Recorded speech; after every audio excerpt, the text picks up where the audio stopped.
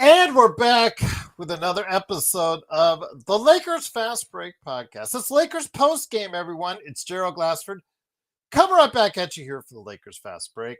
Pop Culture Cosmos, where we cover the latest news and trends in pop culture each and every week, twice a week, wherever you get your podcasts. On this week's episode of the Pop Culture Cosmos, we go ahead and cover the disappointment known as Tron Ares, plus what happened last weekend at New York Comic Con, Peacemaker Season 2, and more. We go ahead and cover the world of pop culture like no one else. Battlefield 6 and Rolling Stone's top 250 songs of the 21st century. We got a word or two on that one. Plus, Josh Peterson continues his hike through the MCU with a look at the original Hulk movie right there for you on the Pop Culture Cosmos, wherever you get your podcasts. Also, as well, want to go ahead and make sure that you get a shout out there for Joe Sorrow, of course, at Simblades with a Y.com, the Lakerholics crew at Lakerholics.com, Daniel Barry Sports Highlights, also as well, Empire Jeff TV covering the Lakers and Dodgers, who are now 2 games up in the National League Championship Series as the series heads back to LA, and Chavez Ravine will go ahead and make sure that we'll spend some time on that later in the show. Talk about some Dodger Blue there for you. Also, as well, of course, our good friends like Legend from I Got Next Sports Media, Alfred Esmond, and more. Also, want to make sure that you check out what we're doing with my NBA team previews. I want to give a big shout out to Peter Sampson. He must have shared that. The team preview I did with him, because it's really gone quite well on that one. It's our biggest NBA team preview to date, where we talk about the Portland Trailblazers, Young Hansen, of course, all the great players on the Blazers, and more. Go ahead and talk about them. Plus, also, Kevin Samani previewed the Sacramento Kings on the latest published episode to everyone out there. And if you're a member for just $2.99 a month, you're getting my San Antonio Spurs team preview with Megan Price. Yes, she is back talking the San Antonio Spurs, and members can see it right now, right? If you're just $2.99 a month, but the rest of you can see it a little bit later, in a day or so. So be able to check that out. But covering all 29 other teams in the NBA for you right here at the Lakers Fast Break Podcast. Plus, I've got a special interview coming up covering a brand new book on the Lakers. I cannot say the specifics on it yet. There's an embargo on it, but I do have an interview with the author lined up for you guys as well. And a YouTube, let's say someone that's kind of popular for the YouTube sports world, who's on YouTube quite a bit.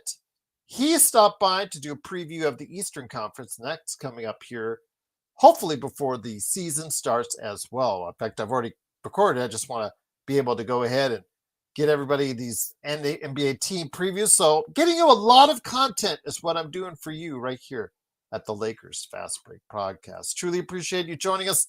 And my last announcements before we get underway with the post game, because, it's a post game for a preseason game.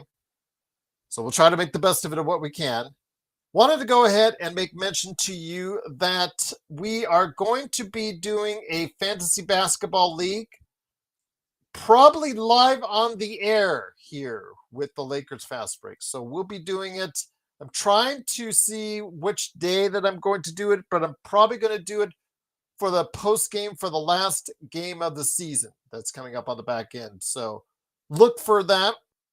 That's coming up here, probably here in a few days. So I'll go ahead and get you the specifics here in just a little bit. But also as well, if you guys have any thoughts on the NBA season predictions, complete predictions for both the Western and Eastern Conference, 1 to 15 in each conference, plus your thoughts on the MVP, Coach of the Year, Rookie of the Year, etc., go ahead and send it to me at LakersFastBreak@yahoo.com, because on Monday, this coming Monday, we're going to do our season predictions. Official. We'll release all the guys that are participating in this, because, Joe, he just, he kind of wings it, kind of does things at the last second like that. But everybody else that participate I'm going to go ahead and make sure we bring out their thoughts here. So I'm getting theirs set up as well. But if you have some NBA season predictions, send them to me at LakersFastBreak@yahoo.com. What's up, DBSH? Yo! All right. Great game today if you were at least in the first half, because Luka came into the lineup. We were a long-awaited arrival of Luka Doncic. How would he look? Along with DeAndre Ayton playing with him for the first time, Jake LaRavia playing with him for the first time, and Marcus Smart joining in the starting lineup as well. Remember, the Lakers have a back-to-back tomorrow night in Vegas. Some of the players that you'll be seeing tonight, like Luka Doncic, Marcus Smart, and maybe others, will not be playing tomorrow. So they rested some of the regular rotation guys that you've been seeing, like Jared Vanderbilt, Rui Hashimura, etc. So maybe you'll be seeing them tomorrow instead. But the Lakers today put out a starting lineup of Austin Reeves, Luka Doncic, Marcus Smart, DeAndre Ayton, and Jake LaRavia. And how did it go in the first half? Because I don't really want to talk a whole lot about the second half because it went downhill in the toilet. But first half with Luka Doncic, really set the tone with 22 points in that first half. Austin Reeves had 18. So 40 points came from those guys in the first half. They both finished with 25 points on the night. 25 points in 22 minutes for Luka Doncic. 7 rebounds, 4 assists, 5 turnovers. Not too great. Austin Reeves, 4 turnovers with those 25 points, but also 4 rebounds, 2 assists. Both of them were pretty solid from the three-point line.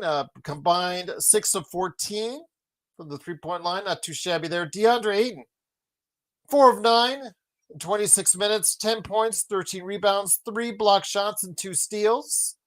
Jake LaRavia, 8 points, 8 rebounds, 3 assists. Looked okay at times. Other times looked kind of rough, but he was aggressive with the ball.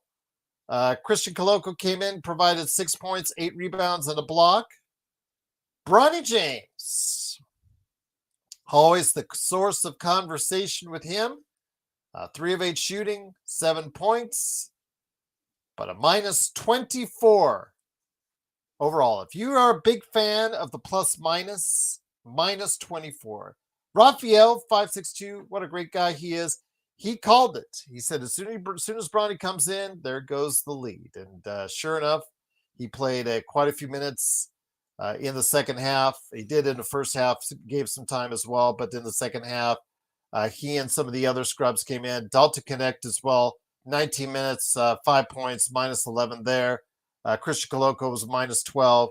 Yeah, the scrubs came in playing against a Phoenix team which didn't even play most of their big rotation players, Devin Booker, Dylan Brooks, and the like. And yeah, you would think it would have been an easy time for the Lakers, but unfortunately that was not the case, as Jared Butler showed out today with 35 points, 9 assists, 7 rebounds.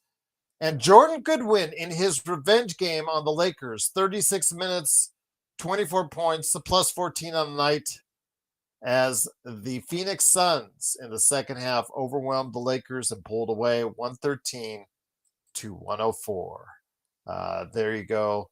Yep, absolutely indeed. But great to have you guys here. Bronny, people are getting tired of you. I've received complaints about you. So we may gonna have to time you out for a little while. I think people are just kind of just had enough of Bronny James for right now, as far as whoever you are in the chat. So gonna have to go ahead and time you out. I know that, like I said, I've received some complaints on it. So tell you what, make a profile of who you really are in life and join the conversation then, because we really love to have you be a part of the conversation as who you are, but not as Bronny James. So yeah, really would try to avoid it. So I'm timing you out for a day or so. Not banning you, but timing you out for a day or so. So Xbox and I got you covered, my friend. I told you we kept it going. But yeah, as my mods, remember, Search is the master man as far as behind all the good stuff you do as far as the mods. If he sees it and doesn't like it, out of here. That's his call.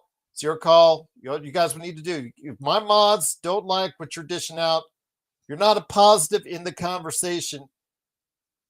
We need to go ahead and clean it up because we want this to be a positive conversation to chat, and I really would look forward to hearing your thoughts on it. Really good questions, really good thought talk.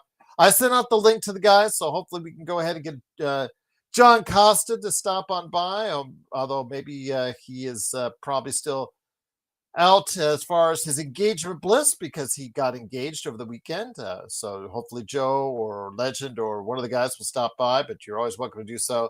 All right, right there for you. But it is, of course, the Lakers fast break. No Joker, what's up? Great to have you back in. Johnny, great to have you back here as well. Gregory, good to have you here. Of course, Xbox Sports Baby, JY, Eli, good to have you here. I know Eli is the Phoenix Suns fan, but you know what? He's a positive, and anytime he stops by, he's a Phoenix Suns fan. So you had some positives to take away from tonight.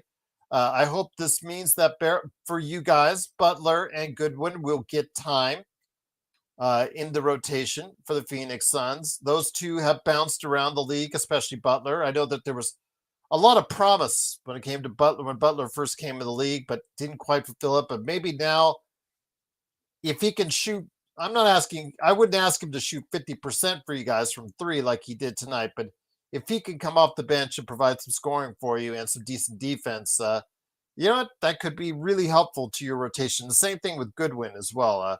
And hopefully it just doesn't take the Lakers for him to play like that, because if that's the case, that's something like you only play the Lakers so many times a year. But again, very positive for you guys with Butler and Goodwin tonight. Come on, Malawak. This is something I talked about in the first game where they only played him in the fourth quarter of that first game. And I'm thinking to myself, this guy's the number one draft choice for your team, and he's only getting 5-7 minutes a game. Well, he played finally 31 minutes, real minutes tonight, and scored 17 points, 8 rebounds, 2 block shots, 3 steals. Again, showing a lot of potential, and maybe if they give him more minutes and looks like this, it'll hopefully be able to boost his career and potential even more for you guys in Phoenix. So yeah, it's good, nice to see a good young big man like that, hopefully playing well for you guys going forward. No Joker says, haha, what is it with Goodwin? We know what his ceiling is. High point is 43.5% field goals. That's not going to do us anything to get us in the second round. We need more. Yes, but as long as Bronny takes up a spot on the roster, guys like Jordan Goodwin, or if you like RJ Davis, or if you like another player, it's what you're going to have to do. It's a prevention from allowing the Lakers to go ahead and maybe have a full, even a little bit better bench than they have now, but we'll see. It would have been nice to have kept Goodwin. I just think that the effort that he gives out there is something that Bronny, first off, who has been accused of lollygagging at times, especially on his transition defense, as was pointed out by Awful Coaching, if you checked out his latest video on YouTube, yes, he screams, and yes, he calls the names to Bronny, this and that. Some of it's unfair, some that's a little bit over the top, but that's his deal. But he does point out some effective things and what Bronny needs to work on in his game. And we saw a lot of that tonight. The transition defense for the Lakers has been abysmal. And that's something, if JJ does not get that right or get that better, that could be a problem for us all season long. Eli said, I just hope you guys don't get your hopes up with Aiden. Trust me. Again, Eli, I got a message earlier today. I guess on some of the Portland boards, they're monitoring Aiden and how he struggled in the first 2 games. Didn't do so bad in the last game, but in the first 2 games, they were monitoring it like a hawk and just waiting to rub it in on us Lakers fans. So I'm like, Eli and to Portland, all I'll say is this. Again, I said it to the gentleman who is Scooby, I think it was. Shout out to you, Scooby, by the way, if you're watching. I'll put it to you like this. Again, we got him on the cheap. You know what? If it doesn't work out, it doesn't work out. It's not like the Lakers made a huge investment in him.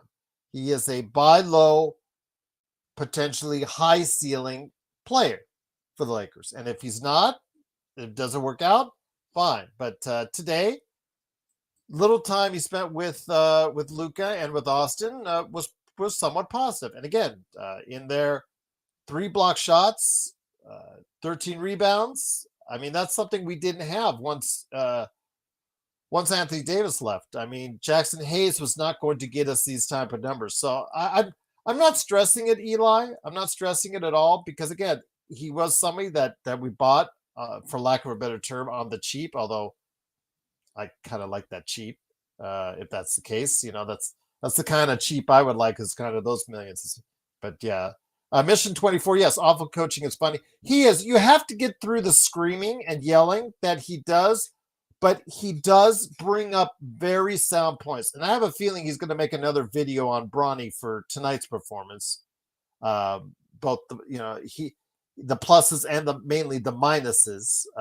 Because, again, in there, he was the worst plus. Again, if you like that stat, plus minus, it didn't help Bronny because he was a minus 24 tonight. So, again, that's up to you how much stock you put into it. But as what was said, Bronny came into the game, and the course of the game changed, and we've said that more than once. And those type of things have got to change when he's in there. He's got to be more of a positive player in there when he's out there doing what he needs to do, defending at a high level.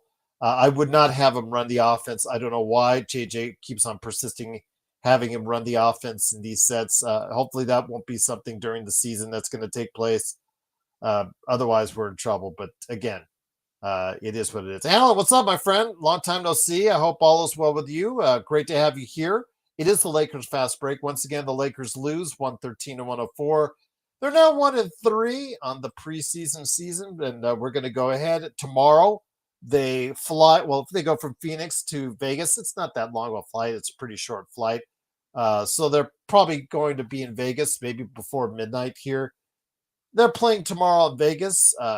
Marcus Smart and Luka Doncic they're not going to play. It's already been announced they're only going to play 2 of the next 3 games. So yes, and JJ just did confirm something I'd already mentioned to you guys. The guys who sat out tonight will be playing tomorrow in Vegas. So Jackson Hayes, Gabe Vincent, Jared Vanderbilt, Rui Hashimura will play tomorrow in Vegas. And no, I'm not going to the game. I'm not going to spend $70 on Jared Vanderbilt and Jackson Hayes, or really look hard for a comp, because it's not worth it to me. I'd rather watch it from the comfort of my own home or my own office, wherever that may be, and then be on playback with you guys, playback.tv/Lakers Fast Break. What's up, Alan? Need a break from, yeah. You know what, Alan? I can't blame you. But we're getting back here in the swing of things with basketball as it gets closer to the start of the season. Guys, I know it's going to hit you like a ton of bricks when I say this, but the season starts a week from today. Yippers! A week from today.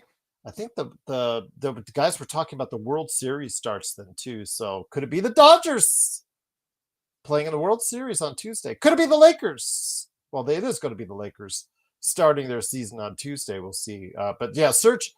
I'm going to bring on Stone here in a little bit. I'm going to check to see. I haven't checked in with Stone in a while. I know he's been semi-active. He's been doing some things behind the scenes as far as preparing for next year's draft already, if you've checked out his Twitter. So I think I'm going to reach out to Big Stone Man here in the not too distant future. I think, did I email him and add him to the season predictions? No, I did not. Shame on me. Oh, yeah, I did. Yes, I did. Okay, yes.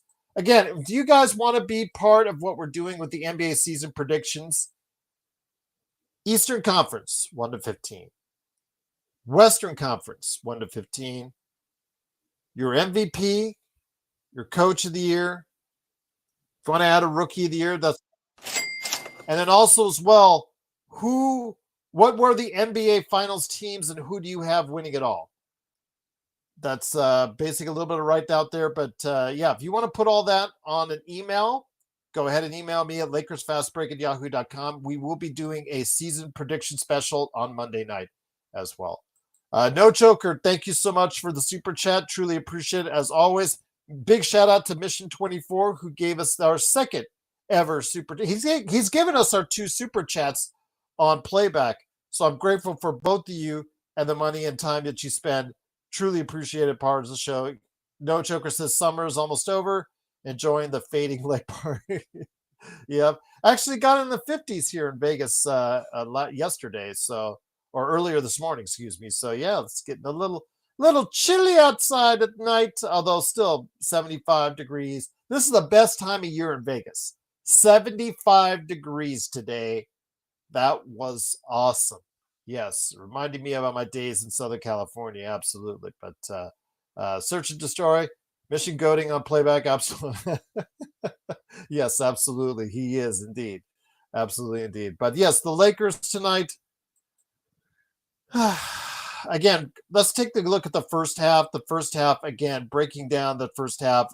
Luka Doncic, Austin Reeves setting the tone. Very efficient. This Luka Doncic tonight in that first half, 22 points on very efficient shooting. It's what I like to see. And he was able still to get people involved in the offense. Again, the 9 turnovers between the two, I'm not in love with. But remember, with LeBron out, they're taking an increased usage with the ball. Jake LaRavia, again, 34 minutes, 8 points, kind of up and down. He was a +6 overall, but 8 points, 8 rebounds. If you saw him with his march to the basket, it looked interesting at times. Plus, I noticed some of the people in the chat were also talking about his hands. Needed to make sure his hands were getting the ball as far as making sure he could really have a good handle of the ball, because he dropped a couple passes from time to time. It was not all that great, but 2 of 7 tonight, 1 of 3 from 3 for him. 8 points, 8 rebounds, 3 assists. I'd like to see a little bit more for him, especially when he's getting that amount of time. DeAndre Ayton, again, 10 points, 13 rebounds, 3 block shots, 4 9 shooting from in 26 minutes. Maybe we should get into the ball more, maybe get more touches. Maybe he could feel more comfortable in the offense, but they will have another opportunity later in the week to go ahead and work some of those things out when they play together in their next game, which will not be in Vegas, but will be the final home game of the preseason for the Lakers. And Marcus Smart, I know a lot of you guys were talking about Marcus Smart. Did look a little bit like he needed to get in shape a little bit. I'll just say that, or better shape, I should say. But he was active, and he tried hard on the defensive end, but basically was nothing much on the offense. We had 0 of 0 in 20 minutes. Basically, every time he had the ball, he easily hot potatoed it to another individual. He did not want to go ahead and didn't even look at the basket. So that, obviously during the course of the season, that might be concerning. But we'll see what happens. Again, can he get into the swing of things on both sides of the ball? We'll have to wait and see. But yes, he was a menace at times defensively. Didn't seem to have that sharp quickness that he once had right yet. But again, he's just getting back in shape. So hopefully as the season goes along, he'll get even better and better for that. Nibel says, I miss Goodwin. Yes, Goodwin. This was the revenge game for him today, as he showed up the Lakers and Rob Pelinka today with a great performance, 24 points, 6 assists for him. Also as well, 35 points, 7 rebounds, 9 assists from Jared Butler. Hopefully those guys have earned a regular rotation minutes for themselves in the Phoenix Suns rotation, but we'll see what happens there. Mission 24 says, if you were to purchase a Dodgers jersey for an LFB Dodger fan, which jersey would it be? Okay, I can't decide. If I was to purchase a Dodgers jersey for an LFB Dodger fan, I would say it's Ohtani. I think Ohtani seems to translate the best, but right now Snell is your MVP of the playoffs right now. So a lot of things you have to consider there, but Snell has been almost untouchable in this playoffs at 3-0. That's an excellent question, M24, but I think it starts and stops with Ohtani. I know he's struggled the entire playoffs so far, but that's the thing. That's the beauty of what the Dodgers have done. And I said that on both playback and also on Joe's show, the Joe Sorrell experiment last night, is that the Dodgers have been able to do this without Ohtani giving you much as a pitcher or a hitter as of yet. And I really find that really cool that they're able to do it. And just hopefully Ohtani will break out when the Dodgers need it the most. But yeah, great to have you here. By the way, guys, again, want to send out my love to Drip Show at Drip Show Shop on Instagram and Twitter, at Drip Show Shop on Instagram and Twitter. See that canvas art right there? That was made by Drip Show.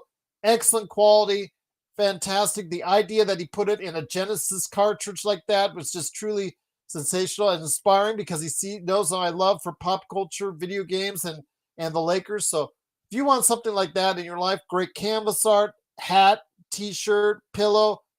He's done a lot of stuff for the guys, and I'll tell you what, he truly does a great job of whatever he's doing, and he could do a great job for you. Just go ahead, follow him on Instagram and Twitter at Drip Show Shop. He'll go ahead, send him a message, tell him what you want. He'll tell you the price, and he'll go ahead and make sure that he's got something really working for you. You'll love his work. Chris, the art director, he just does a tremendous job indeed. All right, what's going on here? Xbox, SPS. Yeah. Catching up with you guys, you and Mark, SB. So Nibel says our defense looks cooked. Not gonna lie, like Goodwin looks a lot better than Marcus Smart, and yes, that is correct. Remember, Nibel, great question. In order to get Marcus Smart, or the name Marcus Smart right now, because it's right now name only right now, we have to see more. But again, I don't want to go too much off of the 20 minutes that we've seen so far, because it's just getting back into the swing of things. We'll see if he can get even more in this next game. But you're right. Shake Milton was let go of his non-guaranteed contract. And then also as well, of course, Jordan Goodwin was let go as well in order to get the money to sign Marcus Smart. No, Nibel, you're not wrong at all. The Lakers on defense still have some issues. Their transition defense is abysmal. Absolutely abysmal. And this is something that was not really great last year as well. I'm hoping JJ can address it, because it's something of great concern. And we saw that more and more in the second half as the Lakers started to tire and put more subs in there. Their defense on that end became less and less effective.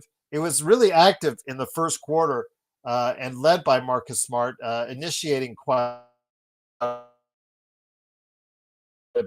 bit of that. Have as much the same kind of lateral movement yet that he once had, and I'm hoping he'll get that back. Plus, also as well, of course, seeing the transition defense and the hustle back by the guys, all of them was just not that good tonight. And this is something that might be a thing throughout the season. And it's been noted by several podcasts and shows I listened to about that. That's one area of weakness for the Lakers is their transition defense. They just don't get back as fast as they should. And for a team that doesn't rebound well on the offensive boards, and in the past, like last season, I'm hoping that they'll go ahead and really start taking a look at what they need to do on getting there and being more active on the offensive boards. They were a little bit more active on the offensive boards tonight, especially with DeAndre Ayton. And then also as well, having the right men at the right places when they get back on transition defense. So we'll see what happens. But giving a shout out again to Drip Show at Drip Show Shop on Instagram and Twitter. Please give him a shout out right there. Nibel says, yeah, I can't make an assessment on Smart yet, but Goodwin looks great, and he was one of our best defenders last season. Yeah, you look very active tonight, Nibel. And then he scored on the offensive end. His shot was not always consistent for us, but his effort was. Nobody can ever doubt the effort of Goodwin, because he's trying to stay in the league. He's trying to stay in the league, and he's playing every bit like a guy who wants to stay in the league. So I'm looking forward to seeing what he'll do with his revenge tour on Rob Pelinka and the Lakers. Search and Destroy said, picture you gave Gerald is still. Yep, there you go. Absolutely, Search. Absolutely. It's right there. It's absolutely fantastic. I was overwhelmed when I opened that up. I just, no joke at all. I was overwhelmed when he got me that and when he made me that. I'm in true debt to Drip Show. He does an amazing job. And again, the quality, everybody in my family was amazed at the absolute quality of that work he does. And if you've seen John Costa's pillow, the art that he has behind him, when he goes on the air with me, Joe Soro, when he is out there, and you can see he has a canvas art as well. He has a hat. He has a shirt. He that he wears quite a bit on his shows and his stuff. Really just great stuff from Drip Show indeed. Absolutely. Nibel says, do you have a Western Conference ranking prediction, Gerald? I'd be interested to hear your take. Nibel, that's a great question because on the 20th, I am going to give it in detail. I have talked about on this show where I thought the Lakers would be. I've said 3rd through 6th. Now I'm thinking 3rd through 7th. And I'm really going to do some hard thinking. I haven't made up my mind yet on where the Lakers because of the fact that they do have Luka. If they have Luka and some very motivated players playing in the last year of their contract, that could mean good things for the Lakers. But the other side of the coin is LeBron is out and their defense is concerning, to say the least, Nibel. And then also as well, their bench, their sheer quality of the roster, it doesn't match up to the Clippers. It doesn't match up to Denver. It doesn't match up to OKC. It doesn't match up to Houston. Doesn't match up to Golden State. Doesn't match up to Minnesota, even with the loss of Na. That is a concern. Some people say Dallas is deeper than the Lakers right now.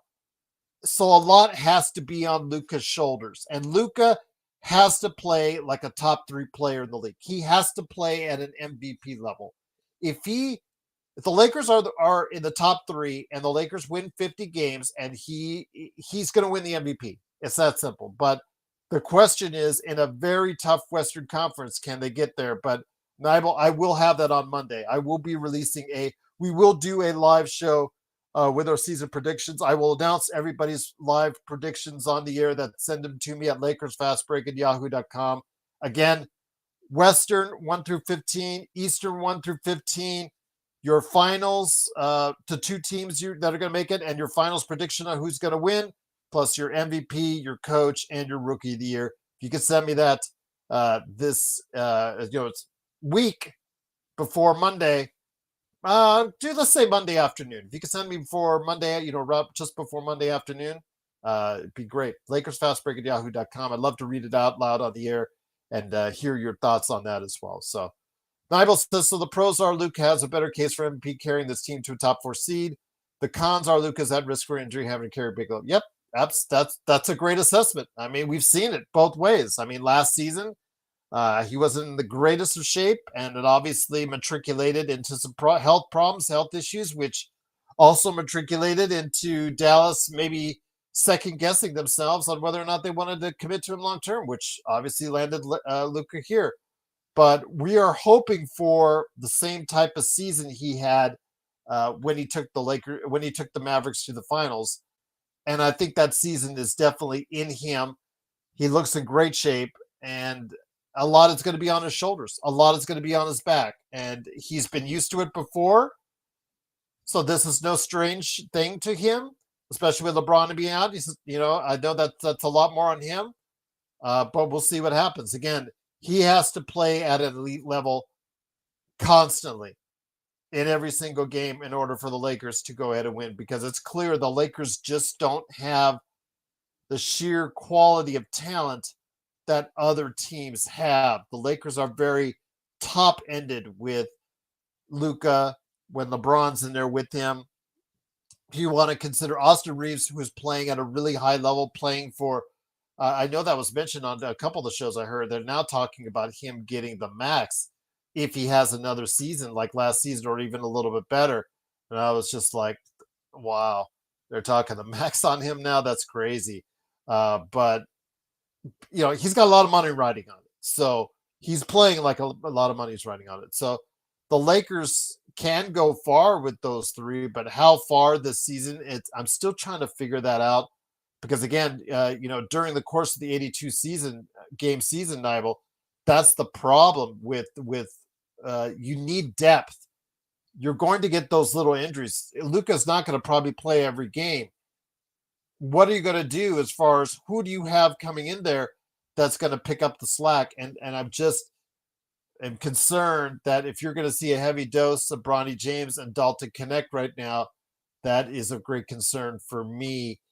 Going forward, if they're part of the rotation. And I will wait and see how that works out. But again, we're going to see tomorrow in Vegas, no Luka, no Marcus Smart, but you will see tomorrow, you will see Rui Hashimura, Gabe Vincent, Jared Vanderbilt, and Jackson Hayes. And I know that does not strike fear in the other teams in the NBA around the league.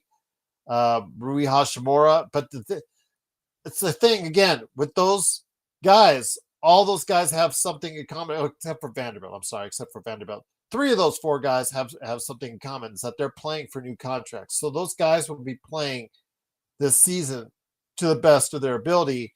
They will try to be available as much as they can because of the fact that a lot of money is riding on it in the offseason. And in the case of like a Jackson Hayes and a Gabe Vincent, they're very NBA lives indeed.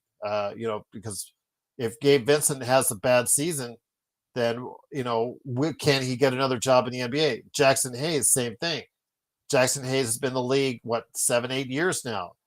Is he still a guy that people can count on to play at an effective level as a backup on an NBA team? So we'll have to see how that correlates itself throughout the rest of the season. And if the Lakers do win, Nibel and everyone out there, if the Lakers do win 50 games and end up in the top 3 seed in the Western Conference, a lot of it's going to be based off of Luka having a memorable MVP-like season or MVP-level season.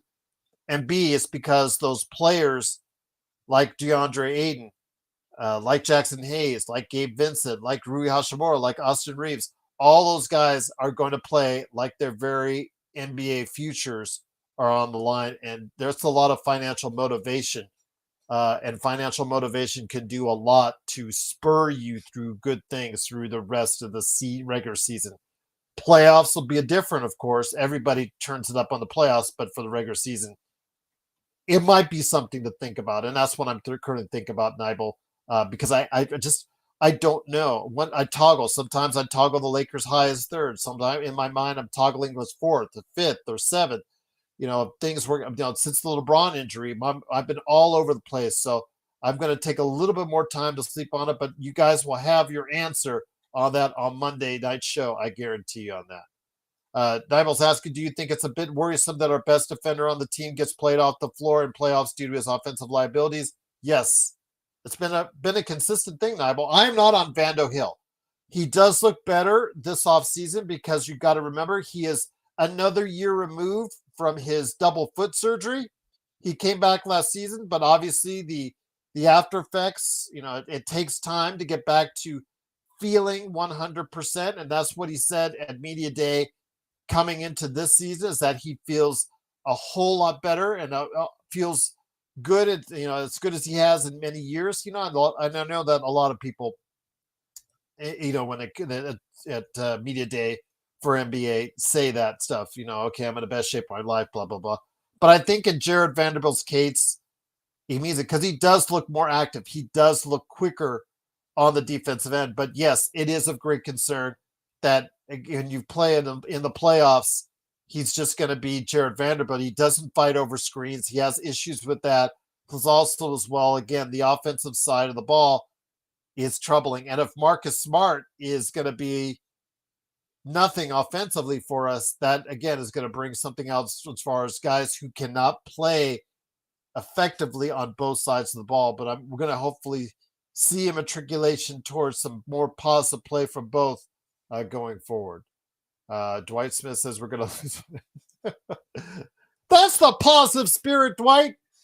Free Smoke says, what's the rules on the buyout market in March? Well, remember, after what happens with the trade deadline, those that are bought out of their contracts, again, with that, it all depends where the Lakers are under their cap.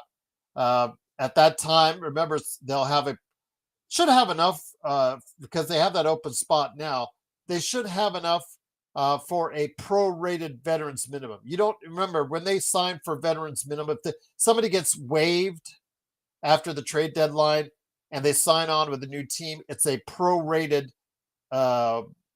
veterans minimum, or it's a prorated minimum for whatever it is, however many games that there are left in the season. So, let's say it's 20 games, 25 games, what have you.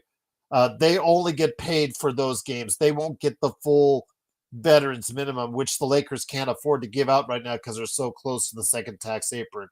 But yes, it's definitely something I'm looking forward to see how that works out because the Lakers do need help and they do need more depth on that. Nibel says, I saw the stat and Vando shot 36% from layups last season in the playoffs. Yeah, he is terrible driving to the basket last season. He's a little bit more effective against Golden State, if you remember. But there were still some issues like around he couldn't go around Quentin Post for a layup, but he did make a couple layups more effectively. Yeah, I'm just not on Vando Hill. I know that Empire Jeff TV, Jamie Sweet of Lakerholics, those guys are firmly on Vando Hill. They planted their flag there. Joe and I, just because of what he cannot give you on offense is still troubling. I know he's been told to take a lot of shots from three in the preseason and just to keep gunning it up there, but we see he's still not hitting them. It's just something about who he is going forward, and you have a player that can only give you certain type of minutes and do certain type of things right there for you. There you go. Looking up for it. Once again, the Lakers, they do lose 113-104. The Lakers now fall to 1-3 on the NBA preseason. It's Gerald Glassford. Thank you so much. Truly appreciate you joining me. So the pros are Luka has about, yep, that's that. Yep, absolutely. Nibel, great to have you here. By the way, hopefully you'll like and subscribe. If you like what we do, I usually have somebody with me, whether it's a Joe Soro and John Costa. Again, congratulations to him on his engagement to his lovely future bride. Sean Grice, Magic Man Sean Grice, he is alive. And hopefully he said on playback the other day that he will stop by for some of the post games as well. Also, Legend 350 from I Got Next Sports Media sometimes stops by. Alfred Esmond, great guy as well. He stops by as well.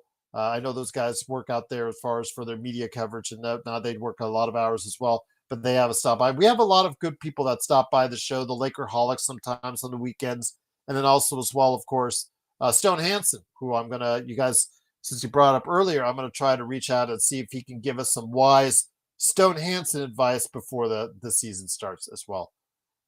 Yes. Thank you from South Africa. Absolutely. That's, I believe, our first one from South Africa. So thank you, Nibel. Truly appreciate you doing so. Welcome to being a great part of our show. It is the Lakers Fast Break. I cannot thank you enough for stopping by. It is, of course, Gerald Glasser right here at the Lakers Fast Break. The Lakers once again lose 113-104. Again, waiting for Joe, hopefully, to stop on by with his words of wisdom as far as talking about the Dodgers. I don't know if he's on his own channel, but I don't think so. No, he's not. So he's probably doing something right now, Joe Soroism. But hopefully he'll be able to stop on by before we head on out to go ahead and be able to talk some Lakers and Dodgers. His Dodgers. Well, I'm a fan too. So there you go. But yeah, looking forward to going ahead and having Joe on to talk the Dodgers and also maybe the Lakers as well. But looking forward to that. But if not, Vari, if not, Mark, guys, come on. As it looks like tonight tonight it's just me and you guys right here. That's just fine by me. Guys are always a great crowd. And it looks like the Trolls have found another bridge for now, so to go under. So that's always a good thing right there for you. Xbox, we had some great rugby and cricket matches over the. Yeah, there you go. Absolutely. A few of us Aussies are here. Absolutely. God, that's what I love. The fact that I know from the Philippines, Australia, South Africa, UK, Brazil. I've had fans from all over those great countries and those great parts of the world say howdy to us. Japan as well.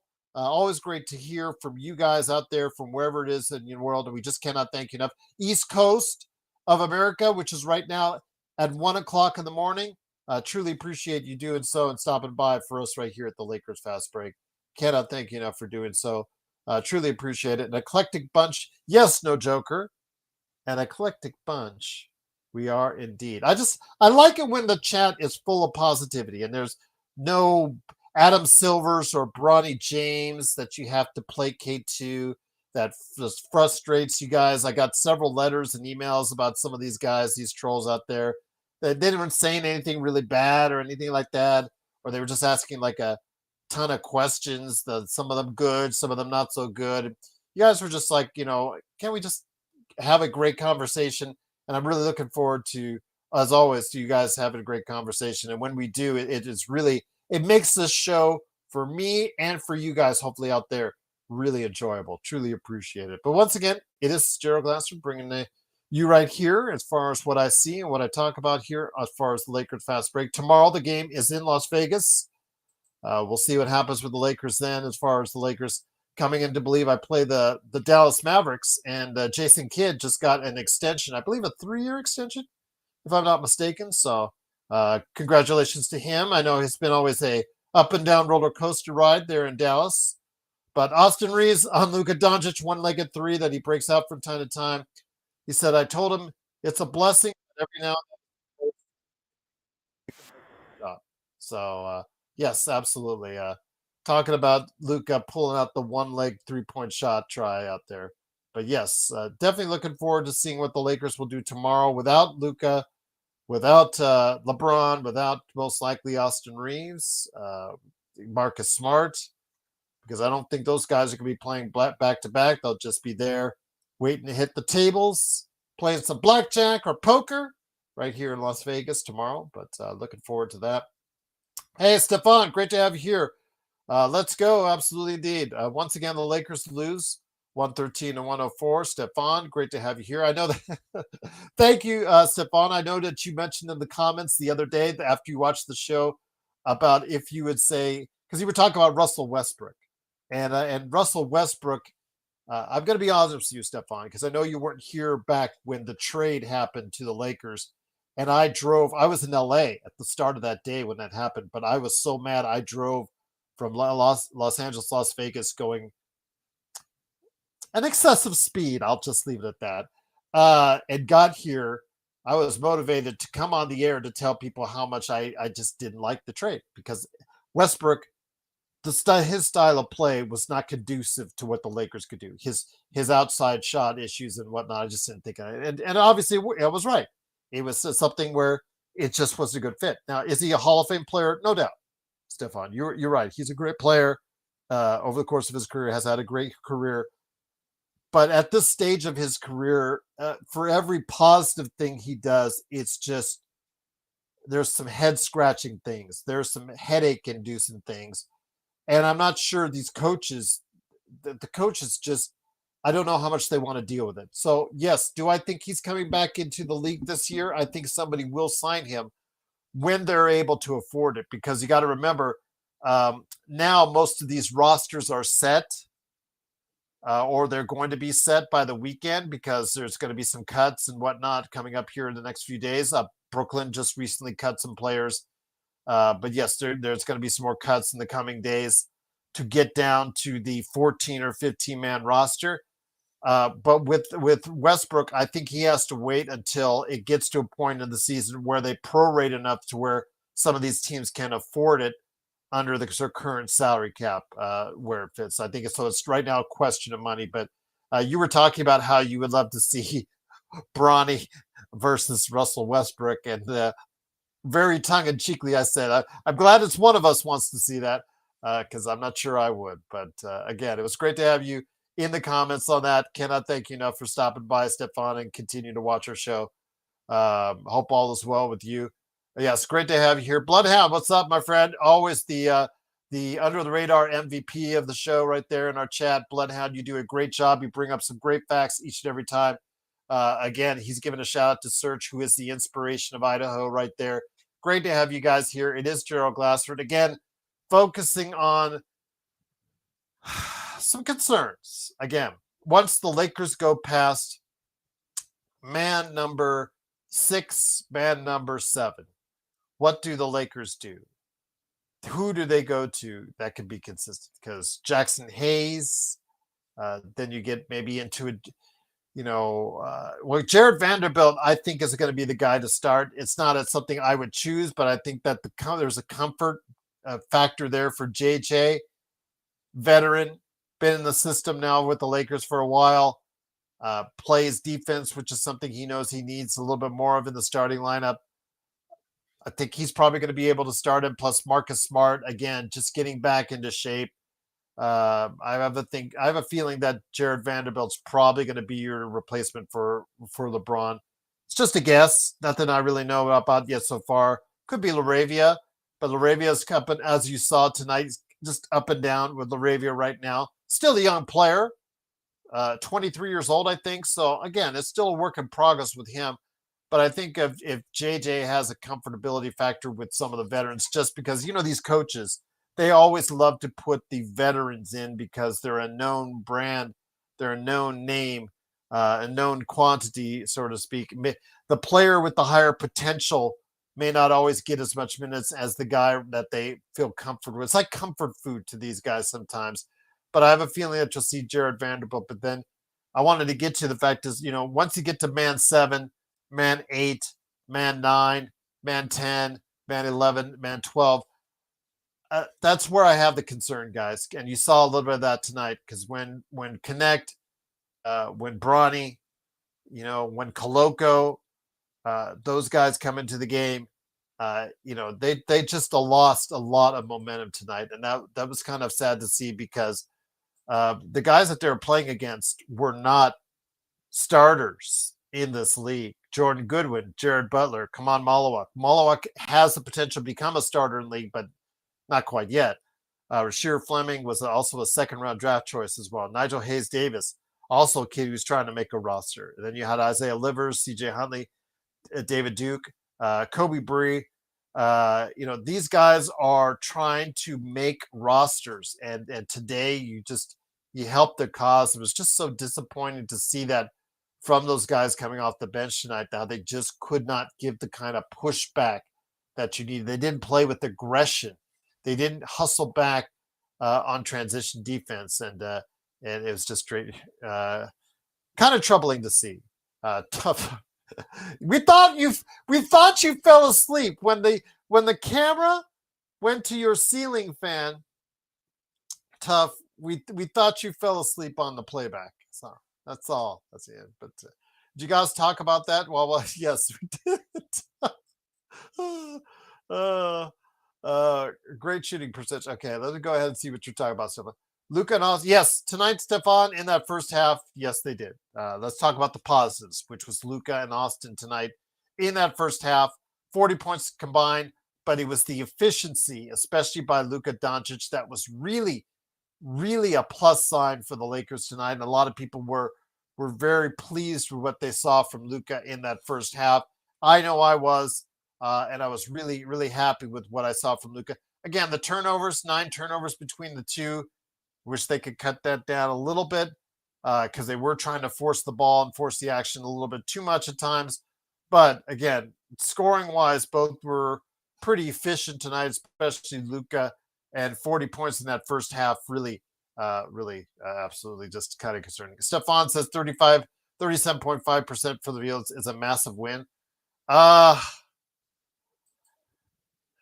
Yeah, and no, because again, he was 3 of 8 today, 0-2 from 3, 4 rebounds, 2 assists, had some decent plays at times, but again, I really want to point out to this, and this is not just the first time this has been pointed out, Stefan.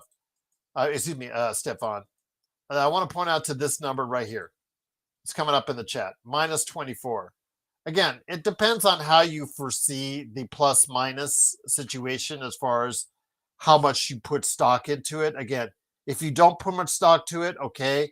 If you do put much stock to it and you see it as a true representation of that individual and what effect they have, positive or negative, when they come into the game, by all means. Again, I will leave that up to you guys, but we've seen him more times than not on the negative end when he comes into games, whether it's or whether he's playing in summer league, whether he's playing in an exhibition game, or whether he's playing in a regular season game.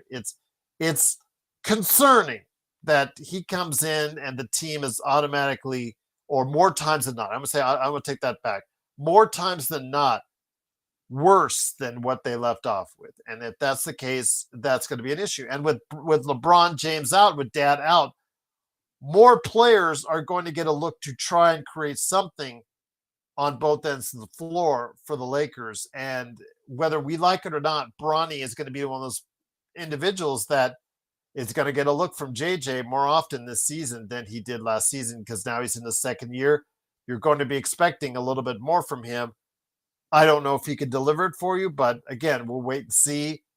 Who is he matched up against when he comes into these games? Can he be effective? Can he give you the effort, Stefan? That's what I'm really looking for to, as far as the effort, because you go to awful coaching and he does scream and rant and call Bronny names and all that stuff, but when he breaks it down, he breaks down basic things that Bronny is doing incorrectly, and that is he's right on that. You can't deny it. When he doesn't hustle back on defense, it's a problem. When he doesn't do it time and time again, that's a real problem. When he loses his man on defense or the guy drives effectively on him, it's a problem. And the fact that he's a smaller guard, you saw tonight there were instances where was it Kobe Bree, or I think it was Kobe Bree, shot like made like two jumpers just because he's taller and just could outstretch him and wasn't bothered by Bronny's defense. So that is a concern.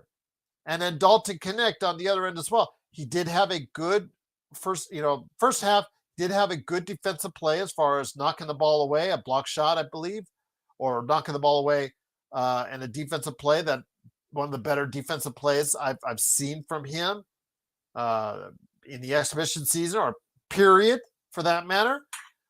But he did make a nice 3-pointer too, but I need more than that. I need more than that from him. He needs more looks. He needs more ups, and he needs to be effective when he gets those opportunities.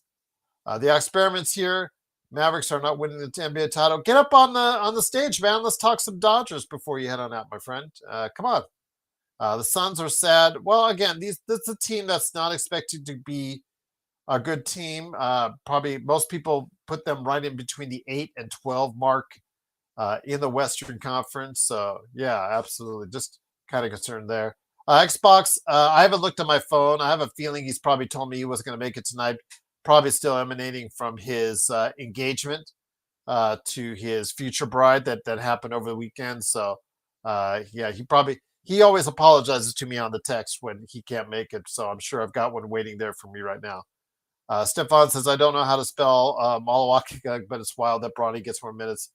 Well, Malawak, again, that was wild too, Stefan. I agree with you, Stefan, because when they played Phoenix in the first game earlier, like a couple weeks ago, and Malawak only played and got in the game at in the fourth quarter. I was like, this is your first round draft pick.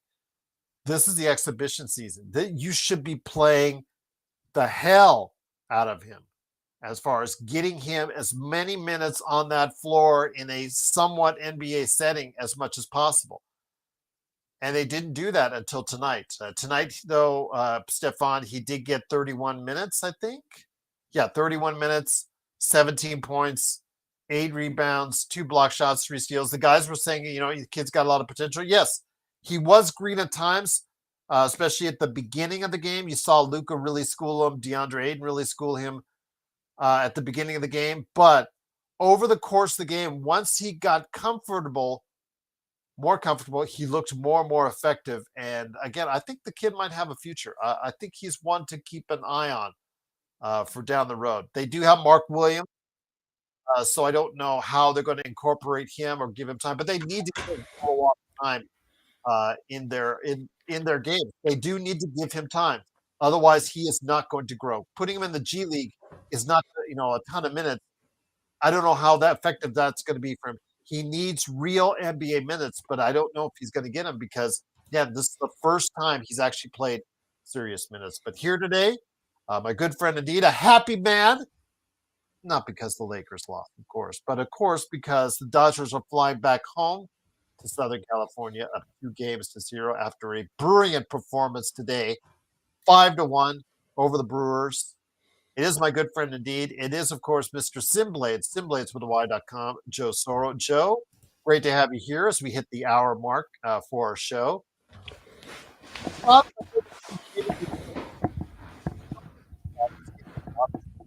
tell you anything disparaging otherwise, because watching the Dodgers today was a complete success story and great to see. But anything you can take away from the Lakers? I don't know how much of the first half you saw, because I'd take more from that than you can the dismal second half. But what did you see during the course of today's game? I didn't see anything in the first, really. Even when I was on playback with you guys, I was preoccupied with activities and post-game Dodger commentary. I will watch it tonight when I get off air. But in listening to you guys and I guess box score watching, it looked like the Lakers had a lot of success with their regulars, and then things went haywire. I remember, I think it was 71-57 at one point, and then I went and did the You did the dishes. dishes, yeah. Yeah, I couldn't handle the dishes in the sink anymore. There was a huge pot in there and some dishes, and I'm like, I can't do this. I got to clean this. So I cleaned it, and then came back, and they were down 6. I'm like, what the hell just happened? I washed the dishes for like 12 minutes. So what is the issue with that? And it's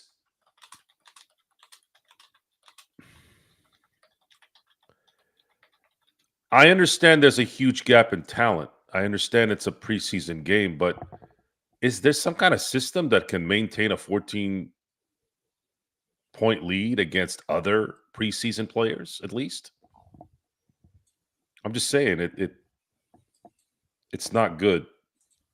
It's not good when you can lose a lead like that so quickly because your players are not good enough. And it's not just preseason players. We're talking about, from the horse's mouth, players that were playing during that time that have a rotational opportunity. Not on my team if I was the coach. Those guys have no business being in the rotation. Those are garbage time players and players that shouldn't even be on the roster. That is because the results are what they are. It's just not something that this team is going to be able to work around. There's a lot of exploiting on those fronts. The Lakers are going to need to do their best to play likely the first 15 games without LeBron James at the most. It might be 10 games, who knows? But let's say 15 games, and they're going to have to come out and win likely 10 out of the 15 if they want to maintain enough momentum and enough of a chance to be in the top 3, top 4 at the end of the year. Might be easier this year too, considering the situations now with Fred VanVleet coming up lame in Houston, with another year that goes on with Denver, and we don't know what Jamal Murray's health is going to be like. If he continues to be unhealthy, that could be an advantage for the league or for the conference. OKC is going to be likely okay, but that's normal. Everyone's prepared for that. We don't know if San Antonio is going to make the leap yet. I'll have to see that before I assess their setup. And that's what's going on as of right now. That's what's going on right now. A lot of little triggers in talk. I thought it was funny right before the first pitch tonight for the NLCS Game 2 game. I was these journalists, quote unquote, air quotes, journalists. These commentators, these baseball people, they're sitting there telling me that Pat Murphy was in the clubhouse, and everybody was all jolly and dancing around and didn't look like they were too concerned about what happened last night. And I'm like, they weren't concerned? But when are you going to get concerned then? You had that game in your pocket in the bottom of the ninth. All you had to do is let the ball hit you or not swing at a high four-seam fastball. Okay. You're not concerned. That was the first sign that gave me, I think the Dodgers might get this. I didn't know 100%, but it was one of those feelings where later you remember that thought and you're like, yep, that was a little bit of a trigger. And turns out that we saw a masterpiece of pitching last night, and then it was equaled. It would have been equaled if Roberts had left Snell in, arguments aside. It was equaled a night later, which it's just like, man, imagine if we had back-to-back complete games. You barely get a complete game every once a year if you're lucky. Back-to-back on the road against the best team record-wise in the league.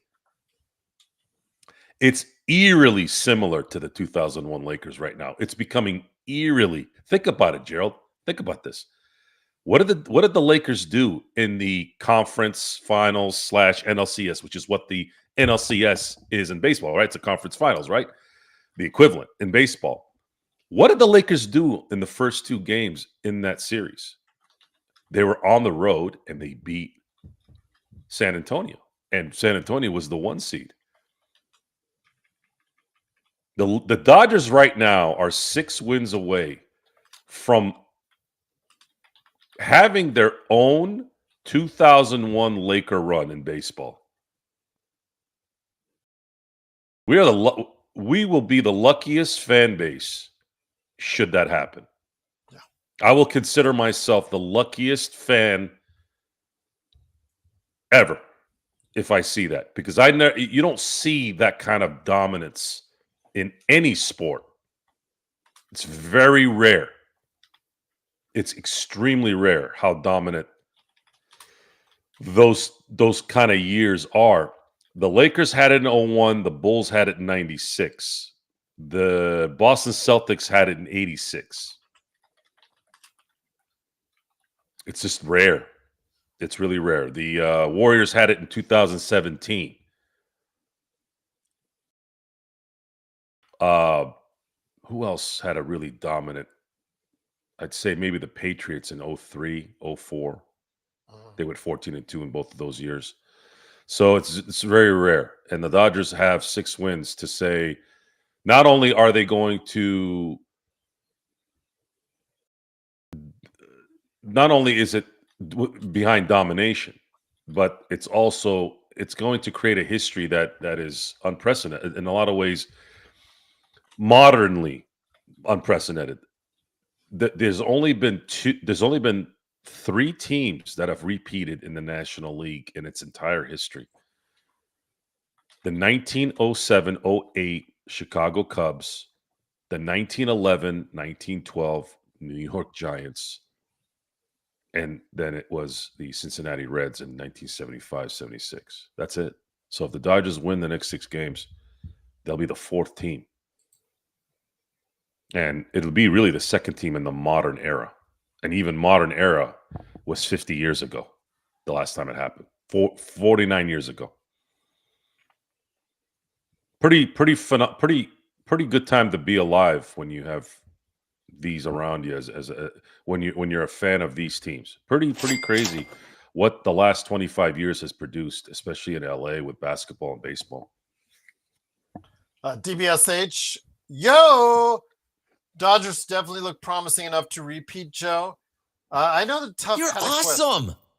Thank you so much. Truly. By the way, I got so excited. I rarely get this because it's the most addicting drink on the planet, but had to get it to celebrate a little bit. Cool Red Mountain Dew for our audio listeners. Oh my God, so good. It is the greatest soft drink ever made, and it is by far, from the ingredients, the most toxic one to drink. I do want to mention as well that Tough asked you a question, Joe, and I want to ask you a question too. Did we ever figure out the yellow line deal that we were discussing last night? I know that I forgot to go look afterwards. Just like said, Bronny said it was like, or whoever was playing Bronny said that was based off of individual stadiums, individual. Yeah, I can't wrap my head around that they would have like universal stuff. And then also as well, Tough was asking you tonight when you first popped in about that strange double play and why Teo feels so bad about it.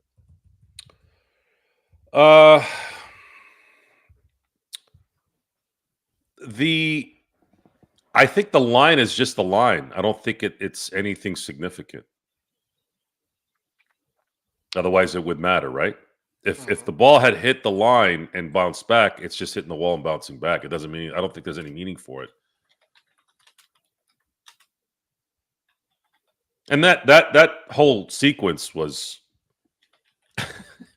they were still talking about it today, and I really didn't have anything else to kind of go off on that other than it really didn't mean anything in the end.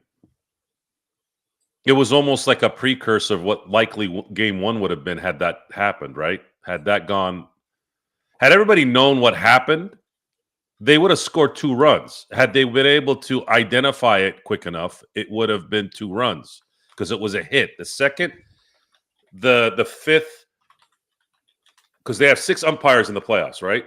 Usually they have 4, right? So they have 6. So if everybody was paying attention to the guy, the umpire out in left field, right? As soon as he went like this, you would have had Teoscar, and if everyone was on board, Teoscar would have scored right away, and then Will Smith would have gotten to home at that point as well, and it would have been second and third with what, 1 out? Yeah. And now you're looking at a completely different game. Now the Brewers are peeing down their leg, now worried about what's a big inning that the Dodgers are going to have. Stefan was asking. He says he wanted to know if you're famous. So he wanted to know because he just sounds so familiar. The words Joe Soros seem to roll off the tongue, and I was like, "Don't get him started." Am I famous? Yes. In a small pocket, yes. I am a little bit known in the local area here, yes, but nothing too drastic. And then, second of all, what's the taste like, Jeremy? I guess they don't have. Yeah, I told them it's cherry Mountain Dew. I'm a cherry guy. I love cherry. I love cherry Jolly Ranchers. I love cherry snow cones. Cherry's kind of my thing. I love cherries in general. Pomegranates and cherries are really my 1 and 1A fruit. Imagine what Mountain Dew, and then it tastes a little bit like cherry. It's the perfect soda. And again, like I said, when you look at the ingredients, it is the most destructive of the soft drinks.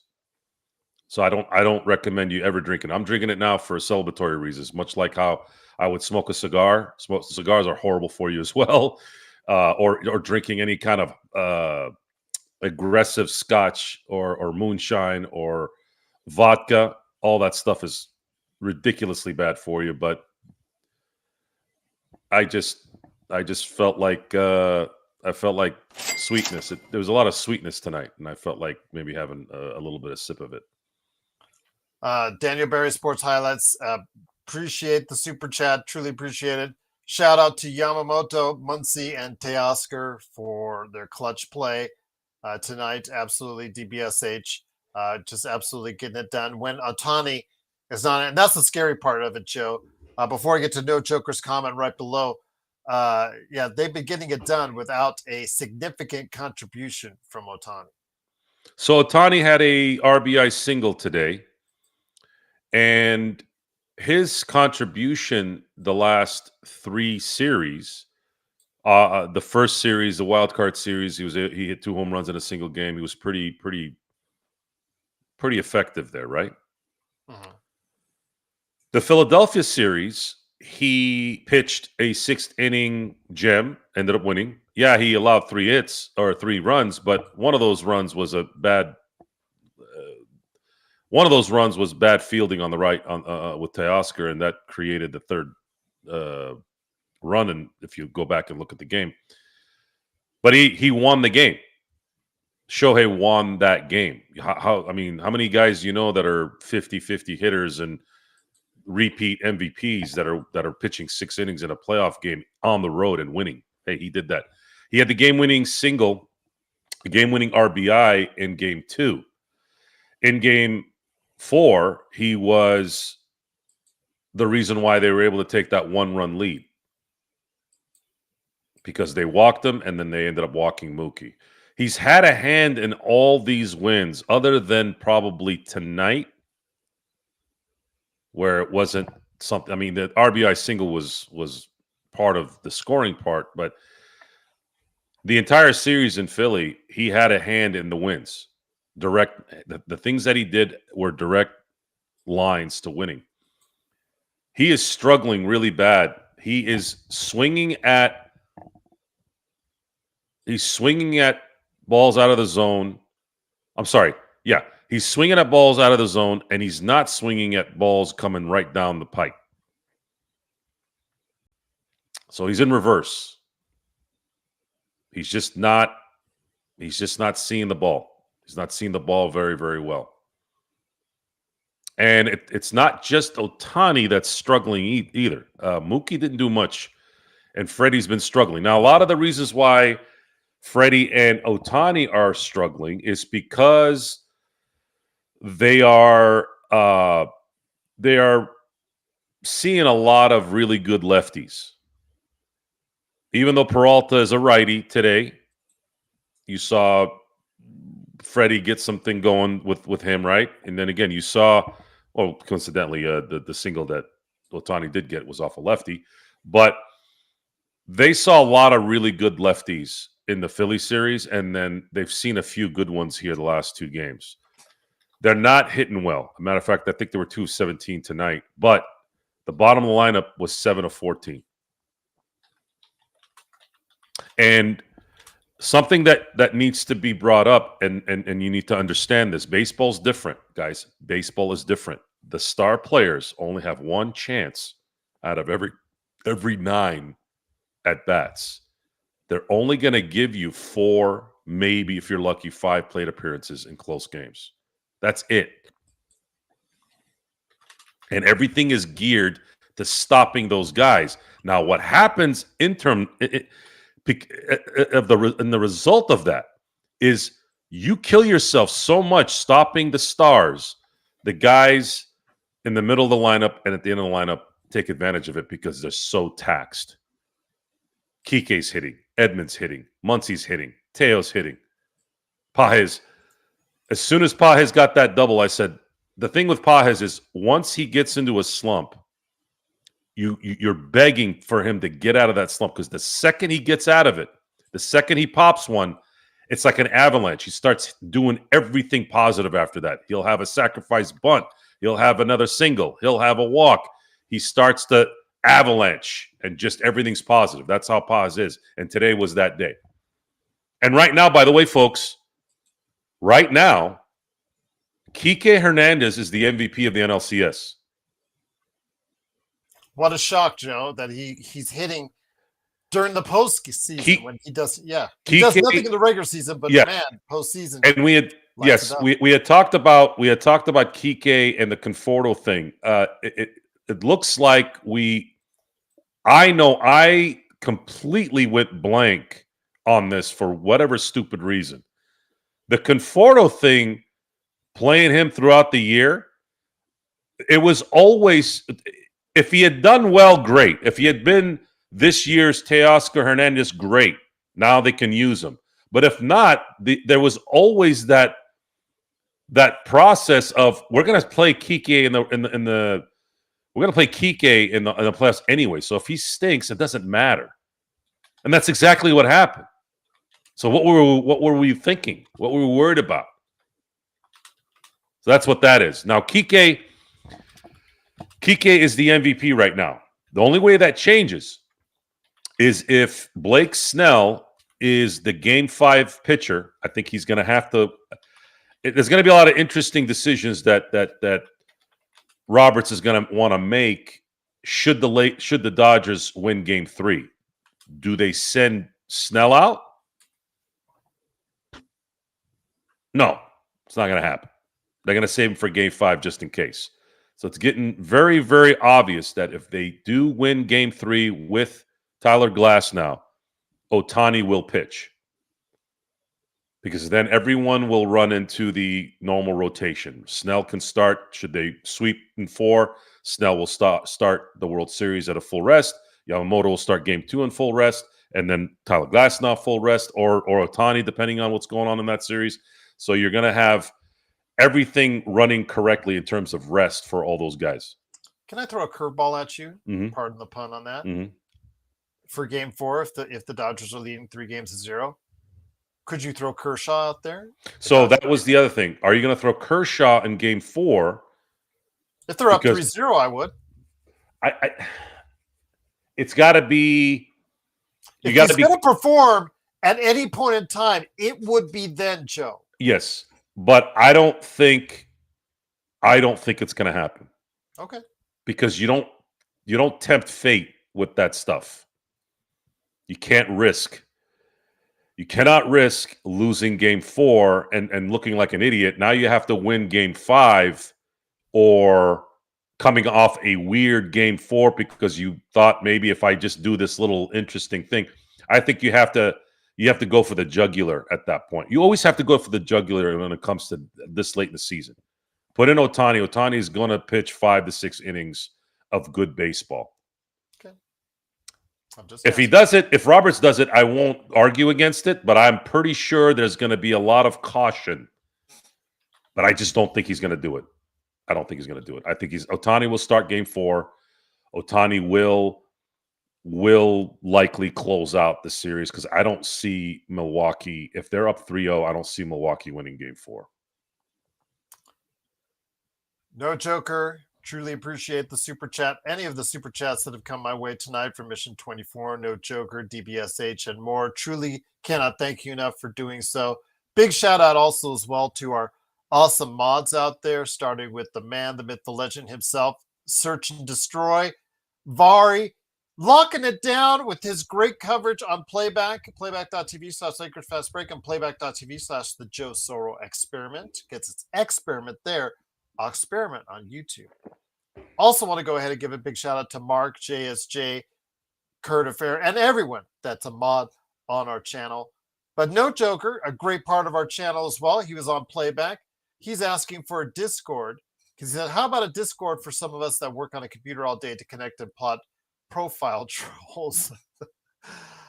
I'll tell you what, I've not had great experiences on Discord. I'm not loving the messy interface, but if there's more people like you, No Joker, I know I was asked one time in the past to do it. I will go ahead and start one up for you guys as far as it's concerned. So I'm not in love with Discord. I'm going to say that up front. I think it's a very messy interface, but I will do it for you guys. We will do what we can for you guys. If that's what you guys want, we'll get it to you right here at the Lakers Fast Break. Stefan says, I'm on Vando Hill. Again, I'm glad that you're on Vando Hill. And I believe right now that with LeBron out of the lineup, because the familiarity that JJ has with him, you'll see him tomorrow night here in Vegas. I will not be spending $70 for no Luka, no Austin, no Marcus Smart, no LeBron. You know, there's no way you get that. And frankly, I don't think anybody out there would blame me. But Joe, Vando does look more agile. He does look like another year removed from the double foot surgery has helped him, his agility wise, his speed wise, but I just can't get there yet. I can't get there yet. And I know he's probably going to be the one that JJ's going to tag as the starter in LeBron's place this upcoming start of the season. Yeah, they're going to need some defense, so Vando will provide that, and he has had his stretches in the regular season where he's valuable. Fine. Run and gun, baby. Run and gun. And nothing's going to be easier for Vando to be productive on the offense than to be running and gunning and not having to think when he does get the ball on fast breaks. See, if he has to think about catching the ball or making a layup, that's where he doesn't flourish. But if maybe he's running the break, if he's running a break with Luka and getting to the basket, Luka gets in the ball. Maybe him not being able to having to think can be a more effective finisher at that point. We'll have to wait and see.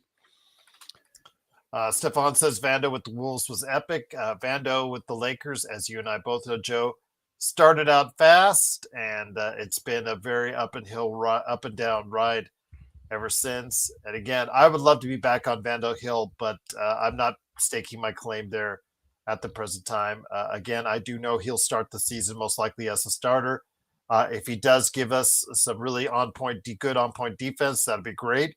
But we saw tonight with Marcus Smart, Joe, coming in. He looked like a guy that's been, guy that I said this up front, guys. 54 games in 2 years or 2 seasons. It's really hard to get that back. And today he looked like he was getting back into shape. Looked like a guy that is still needs to shed a couple pounds here or there. The effort was there on the defensive end, guys. The try is there. The want and the need, Joe, was there to try and be a disruptive force and play on the point. There's still some quickness issues. There's still some issues where he needs to get in better shape.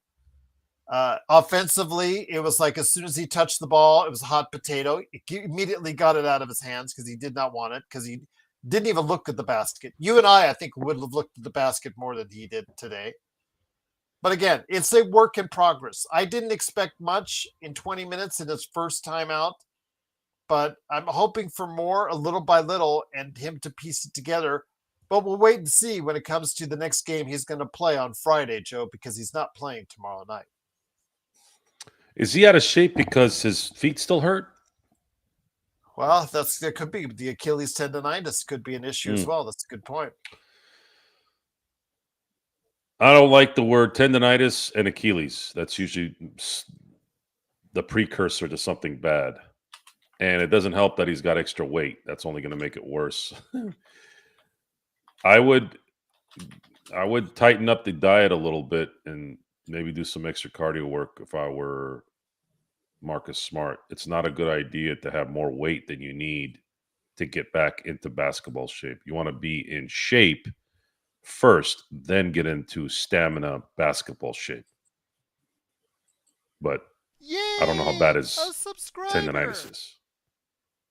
Marwan, thank you for subscribing. Truly appreciate it. Cannot thank you enough for being part of what we do here at the Lakers Fast Break.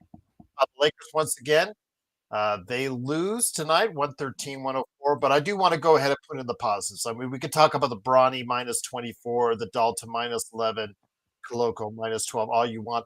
But I want to focus in on the positives. That first half, I know you didn't get to take a good look at it, Joe, and I know you'll look back on it, be able to catch a replay of it.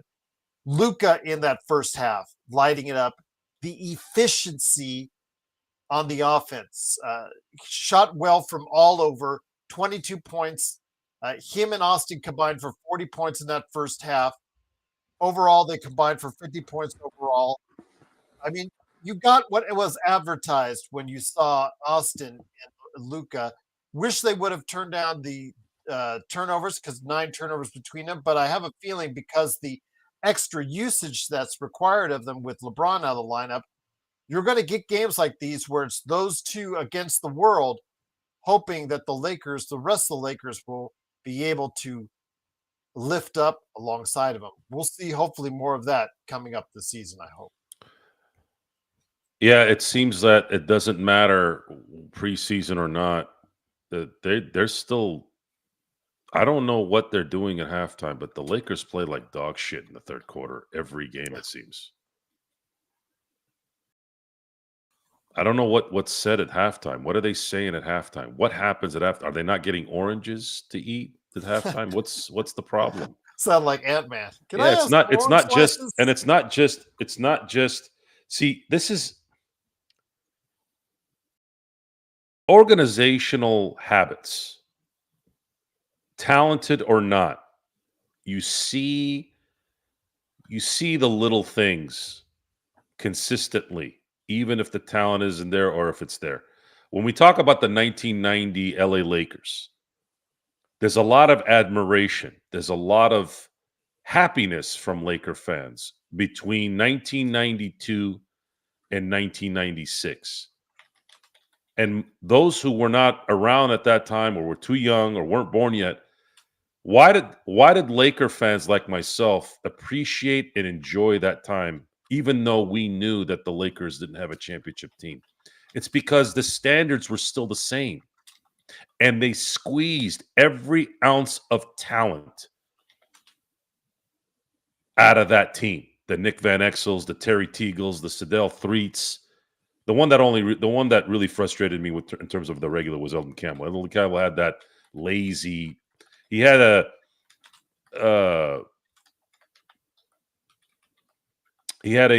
Wiggins type motor. It just, you're like, why aren't you playing harder? Why aren't you moving more? Other than that, everyone else was a lot of admiration. We really liked the players, and they came away with some really cool wins and really cool playoff appearances during that time. So what did we see at that point? We saw Laker greatness, even though you didn't have great players. You still saw the basics. You still saw them play Laker basketball in terms of you're expected to squeeze every ounce of your talent and make sure you do your best and make sure you're effective until you get the greatness coming in, which eventually they did.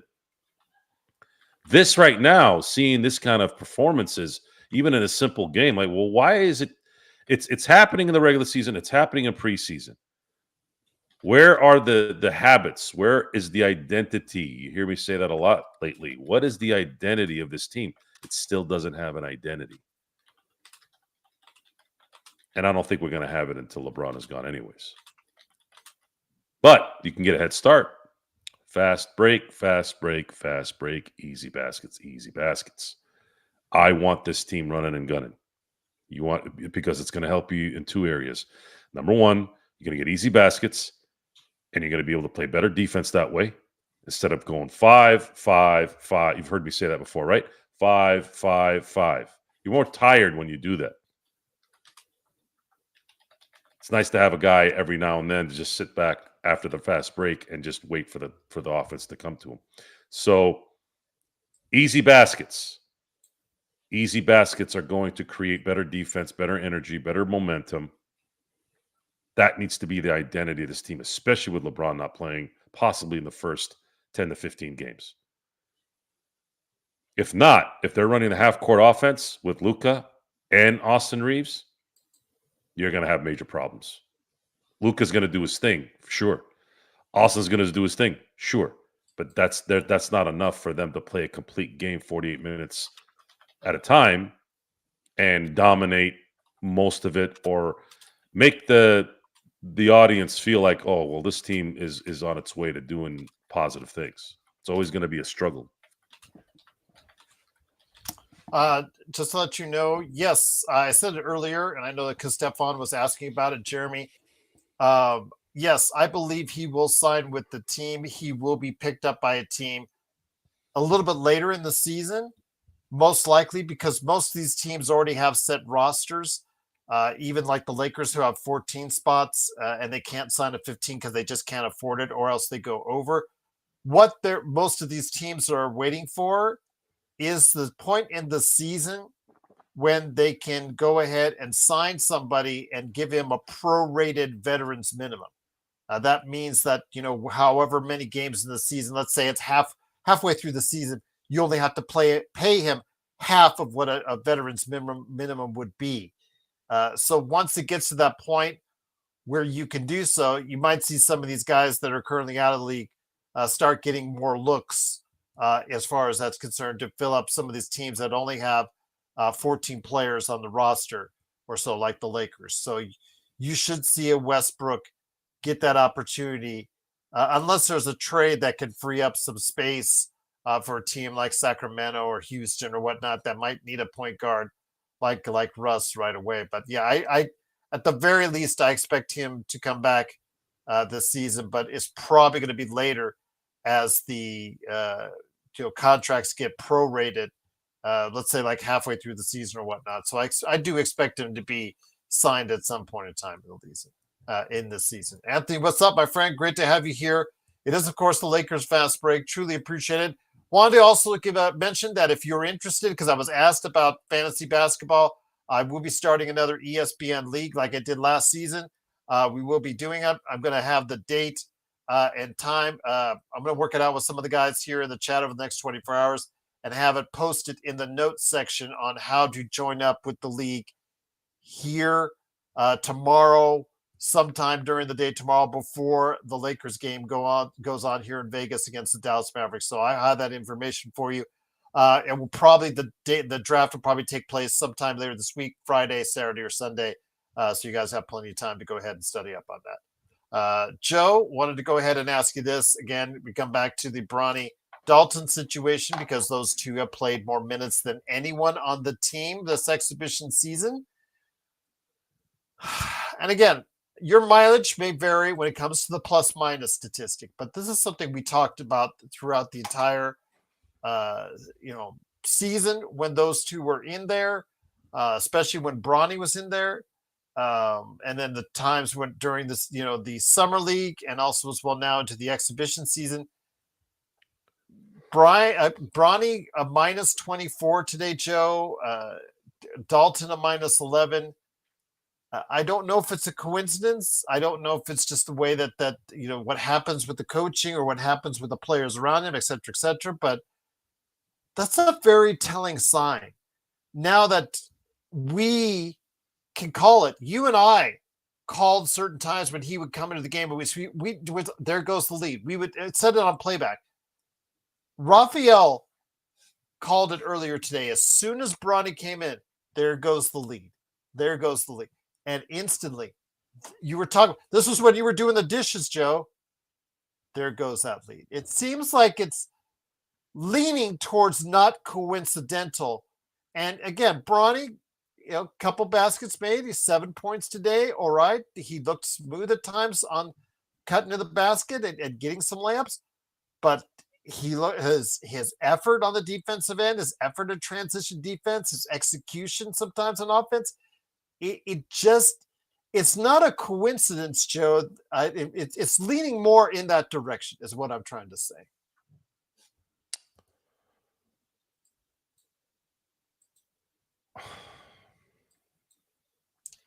Minus 24, by far and away the worst on the team. My concern at this point is Dalton Connect. This is a 17th pick in the draft who scored 30 points in a game last year. On more than one occasion. Yes, and has an NBA physique and an NBA shot, and it's just not clicking. And if it continues not to click in the first 15, 20 games, he's going to have to get traded. He's going to need new scenery, and he might flourish somewhere else.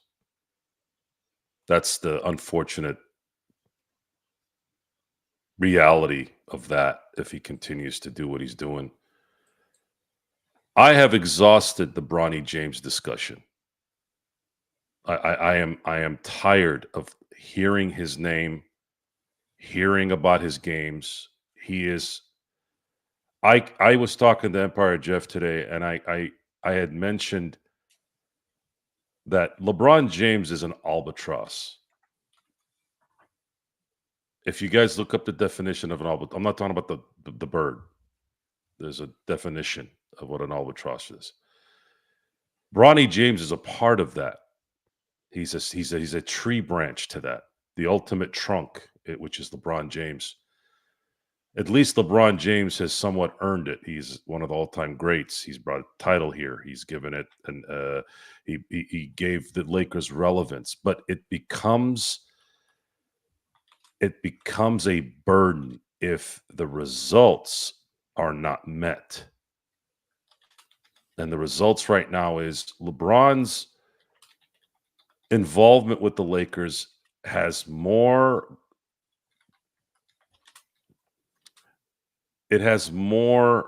traction towards the drama than the actual play on the court. And a part of that is the fact that we have to continue to talk about this fucking guy that's on the team that has no business being in the NBA. And I'm tired of listening and hearing his name, and I'm tired I have no enthusiasm to watch him play. I have a difficult time watching the Lakers play when I see him on the court. I don't want to see him. I don't want to see that he exists. I want him gone because it's constant reality of what a shit show this has been since he's been drafted. And I'm being serious here. This isn't a joke. This is a stupid experiment that has no business happening in professional sports. Nepotism in an executive, in an office environment is just that. Anyone can learn to be a secretary. Anyone can learn to be an executive. 90% of the NBA GMs in the NBA suck donkey dick at their job. I don't care how many years they've been in the NBA. They're horrible at their job. Anyone can learn to be. I'm sorry to all the secretaries out there, but it's true. Anyone can be a secretary. Anyone can go be a GM somewhere. Not a lot of people can play in professional sports. And this thing is a mockery of that. To have to continue to talk about a guy that has no business being in this league and to be on the LA Lakers of all places. It's exhausting thinking or talking about it. I don't want him on this team. I want him gone. Stay in the G League. If you improve enough and you're an NBA player the next year or two, God bless you. I hope it happens. But you're not. I don't want you here anymore. I don't want to see this. I don't give a shit about players who can't play. And I'm sick and tired of having to continue to be told, to be continually told by people who I don't know what the hell they're looking at. I don't know if they're trying to kiss ass. They got to be kissing ass. Saying that this guy has a future because if he does a couple things, you're an idiot, okay, in both areas. Whether you're kissing ass or you actually believe it. Dalton Connect is the player right now that is pissed me off in a way where it's like, dude, you have the talent, you have the NBA skill set. Damn it, play. You've played before. Why can't you play now? You should be able to play better now. You're a year in. You're a year plus in. But if he's not going to do it, then you got to figure out a way to now a 17th pick, another 17th pick goes down the toilet. Unless you can trade him for something of value. Losing first-round picks, guys that are near, especially with the lack of talent on this team, it sucks. And on top of that, we're compounding it by talking about some other schmuck who has no business even being there.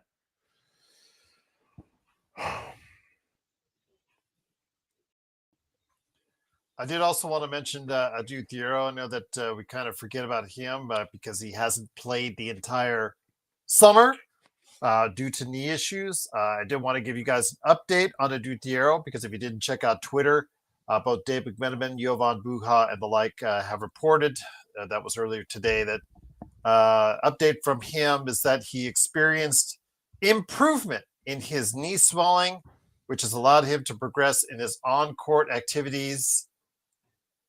Stop me if you've heard this before, Joe. He'll be reevaluated in approximately 2 to 3 weeks. This is your guy that you traded up twice to get.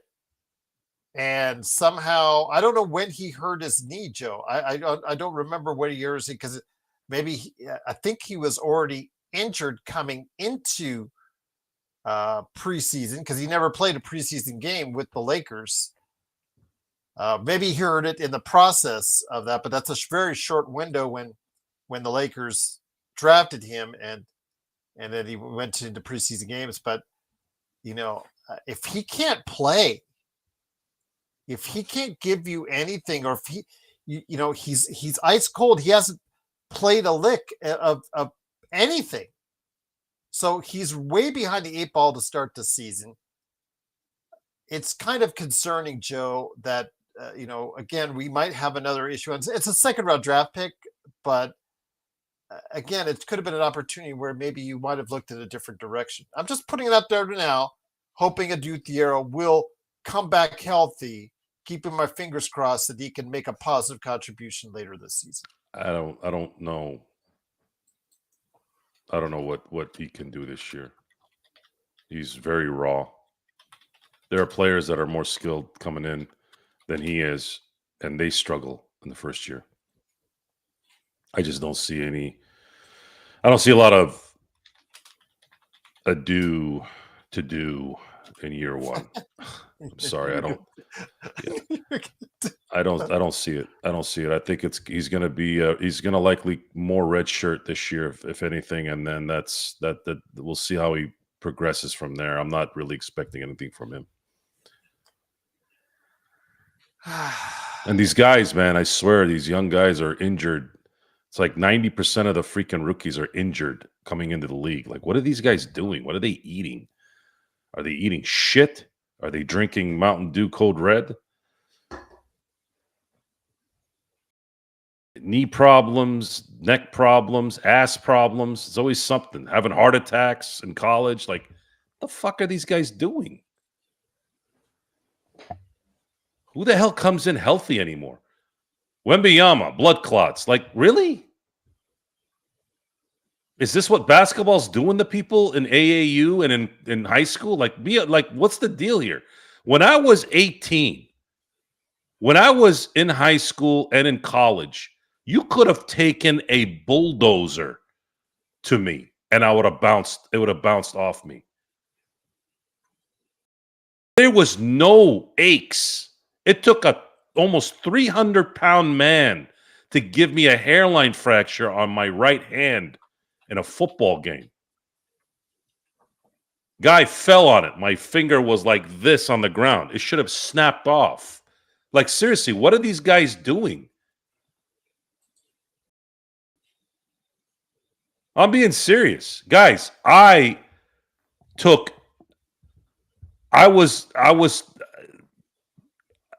get it. I don't get it.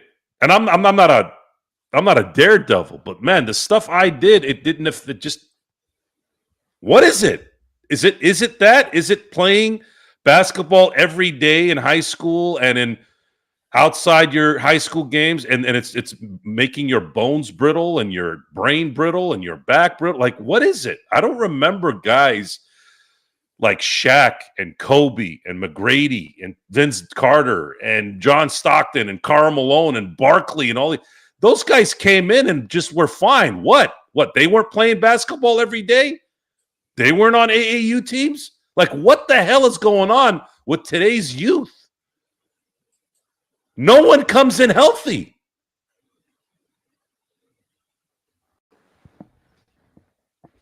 The most advanced medicine ever, every 5 minutes in America, in the world, is the most advanced medicine on the planet.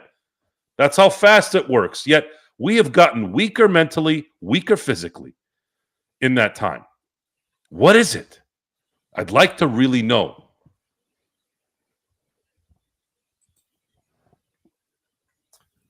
I do want to mention that for those, like to point this out, especially with Bronny James, the Lakers had moved up 2 spots more. They could have drafted Ryan Kalkbrenner out of Creighton, who at the 7-footer actually may start for the Charlotte Hornets because he's already started some at least one preseason game and went 7 for 7. Just want to make a note of that. Also, as well, who's had performances from second rounders that were impressive so far this season. Kobe Bree, you saw earlier today. I don't know if you guys thought about him. He was drafted after Aduthiero. I do know Brooks Barnhizer has been a lot of people in OKC have been making raves about him, and he had a double-double earlier today in preseason action. And for you Aussies out there, this one's for you guys, Rocco Zakarsky. I know that you guys weren't really totally on with Rocco Zakarsky, but he did score 16 for the Timberwolves I believe, last night. So just to keep an eye on that. And again, I'm wishing the best for Dude Hero, and I don't want to start down that same road that I did for Bronny James as of yet. We still have to wait and see until he gets healthy. Ton of athleticism. In fact, I've talked about it at training camp of what the athleticism this kid has. I'm hopeful that this kid will get healthy and will get right and start playing some action for the Lakers and be able to defend and hopefully score for the Lakers on both ends of the floor that hopefully the Lakers will see. And we'll see by the end of the season why the Lakers moved up twice to go ahead and get him. So we'll see what happens. But yeah, while you guys talk about Sydney Sweeney in the chat, a very interesting aside on that. It is, of course, the Lakers fast break. The Lakers do lose they do lose tonight, 113-104. Again, with the way the Luka played tonight, I'm not really taking too many bad things away from it because Luka and Austin were as good as advertised tonight. 40 points in the first half. But tomorrow, the Lakers move to Vegas. They're coming here to Sin City. They go ahead and they play the Dallas Mavericks at the T-Mobile Arena, I think, from what I remember. And yes, the tickets are available if you want to come by to Vegas and go ahead and pick them up because there won't be a Luka, won't be a Marcus Smart, won't be LeBron playing, so you can have my seat. More power to you. I'm not going to buy it for you, though, so sorry. You're going to have to buy it yourself, but you'll have one of more available to you if you want to go ahead and get it. But Joe, it's been a great time. Also want to mention, again, I will post notes for this channel tomorrow. Not only I will go ahead and post as far as a new team preview tomorrow and check out the latest ones I dropped already in this week, but I will be posting a note on our fantasy basketball league. That'll be coming up here very shortly with the information on that. So I'll go ahead and have that tomorrow for you guys. I do also want to mention if you guys want to go ahead and put in your predictions as well. 1 to 15 East, 1 to 15 in the West, your NBA Finals and who's going to win the NBA Finals. Your coach of the year, your rookie of the year, your MVP for this upcoming season. If you guys want to go ahead and share thoughts on that, because I'm going to ask all the guys that are on here. Joe doesn't do it, so I don't even bother at this point with him. But everybody else usually gives it a fair shake. If you want to join in on that and go ahead and be a part of that, Lakers Fast Break at yahoo.com, and we will go ahead on the air and read them out on Monday. Yeah, Joe cringes whenever I do that, but yes. These guys like to do it. So I'm sorry the world does not center around you for this period of time, Joe. That's the best you got. That's a hell of a lot more than what you got, sir. I'm like Jupiter, man. I bounce shit off. I help bounce stuff off. I don't need anything revolved around me. You got some meteors that crash land on your ass. I'm sorry. No, I don't got anything landing on me. If it does, it bounces off. Okay, well, yeah. Sorry, no one else can live there either, but oh well. Be that as it may, it is, of course, the Lakers Fast Break. Great times to have you here. Mark, I rate her in a few things. She's not the most gorgeous woman I've ever seen, but there's something about her personality, her acceptance of her embracing her movie stardom. You don't see it. You hadn't seen that a lot lately. And I that's the stuff I like about her is she's embracing the movie star image, the movie star spotlight. I like that because it's been such a bad area for so long with all these stupid ass idiot morons who have a message for everybody. We got to listen to their message. Fuck your message. I don't want to hear your message. Shut up. Entertain me by acting, by pretending. I don't need to hear about your values outside your house. Okay? Just spare me your bullshit. We're seeing a good amount of that bullshit with what's going on with Steph Curry and his twat wife. So it's something that you have to get very drastic about and start really piercing the words so that it can resonate. It's funny that you mentioned that. I don't think maybe we've said that name of Ayesha Curry once on this show and this channel. We may She have. reminds me of John Legend's wife. It wasn't until this past weekend when that troll that was like bagging on you and I for bashing LeBron about the ad that he was saying, "Oh, the media is always on Ayesha Curry. The media's on Ayesha Curry." We're not the I media. don't care. I'm not the don't media. care. Yeah, we're not the But media. that's his wife. I No. don't care. I don't want to approach it. But then I don't. now Yeah. since then you're calling her name and I don't. Because you're a piece of shit, and you need to be told you're a piece of shit. What kind of mother says, "Oh, I didn't want to have kids" when you have kids? What kind of fucking idiot talks like that when they've had kids? How do you think that's going to make them feel? And you're wondering why kids are all fucked up. There you go. I get very defensive when things affect children. And I don't give a fuck if it's a woman, a man, a hermaphrodite, black, white, yellow, don't matter. It doesn't matter. Her children now have to hear that. I care about kids because the kids is what sets everything up for the next plan, the next generation. And you have this fucking idiot saying, "Oh, I regretted whatever the fuck she regretted." She liked the lifestyle. She liked the money, though, right? Oh, and these are supposedly church people, too, which pisses me off even more. When you get religion and you're fucking hypocrite, your ass needs to be scolded. And I mean relentlessly.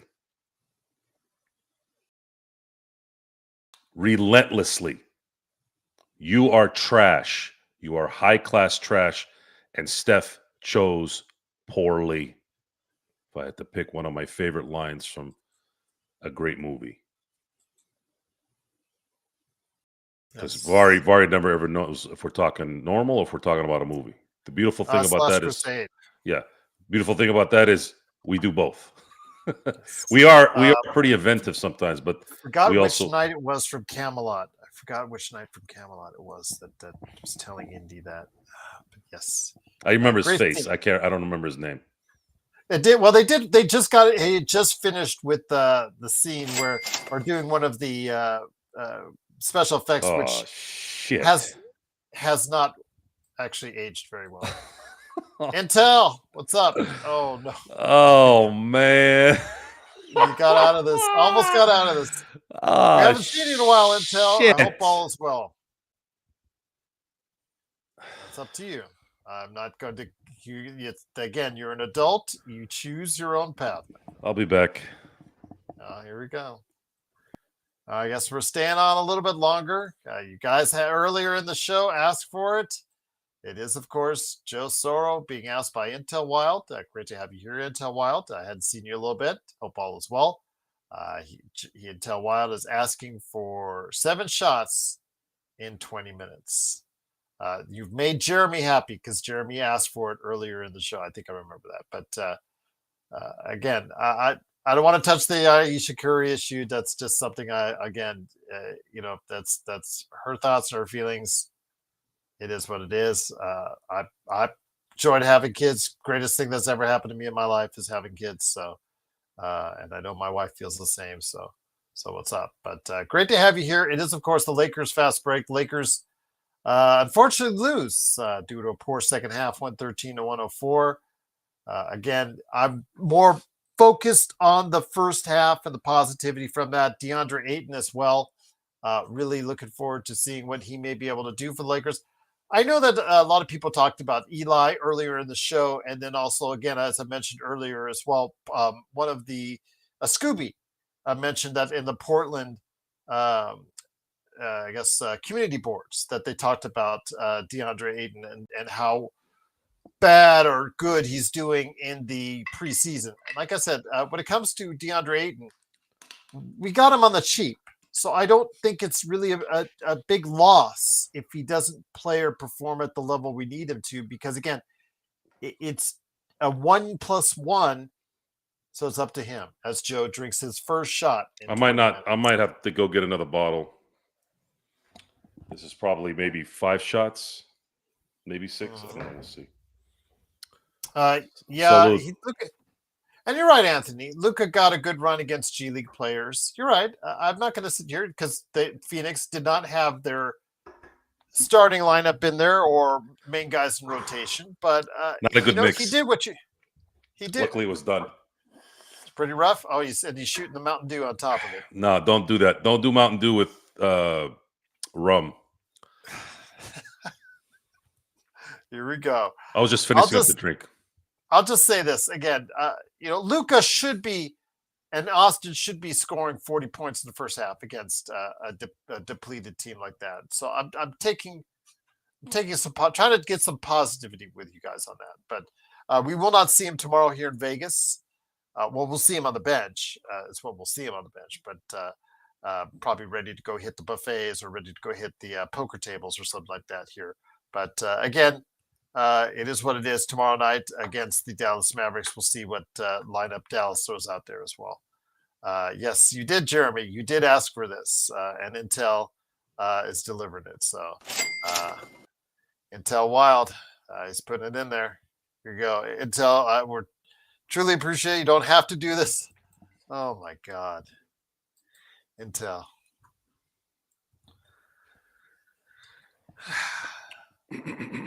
Thank you, Intel, for the super chat of $150. Truly appreciate it. His words, Joe, start drinking. Start drinking. Well, shot number 2. You guys can see it. There you go. Our audio audience just listening to the listeners out there. Joe's taking his second shot on air. I don't think, you guys talk about the best or worst Lakers podcasts out there, best and worst, all that stuff like that. No Lakers show on the air does things like this. You cannot tell me they do things like this when asked by Intel or anyone else out there in the chat and incentivized to do so. So it is truly appreciated, Intel. Cannot thank you enough as always. You're very kind. You do put Joe's liver through the ringer, but it is the case. Jeremy's asking, what are we drinking there? Honey Jack? Captain Morgan. Captain Rum. Morgan. Yeah. Rum. He's been a Captain Morgan guy for a while. He's actually shown that and flown on the air as far before Captain Morgan. Honey Jack is a popular one too. I have that. I usually have that with a mixed drink or a mixer like a Topo Chico or Coke. Obviously rum and Coke. But I try to stay away from the Coke too much with this if I'm drinking during the night because it's too much sugar. You notice the one drink we do not talk about very much is Hennessy. And that was even before. Yeah, Hennessy's Hennessy's it tastes like poison. What I would imagine poison would taste like.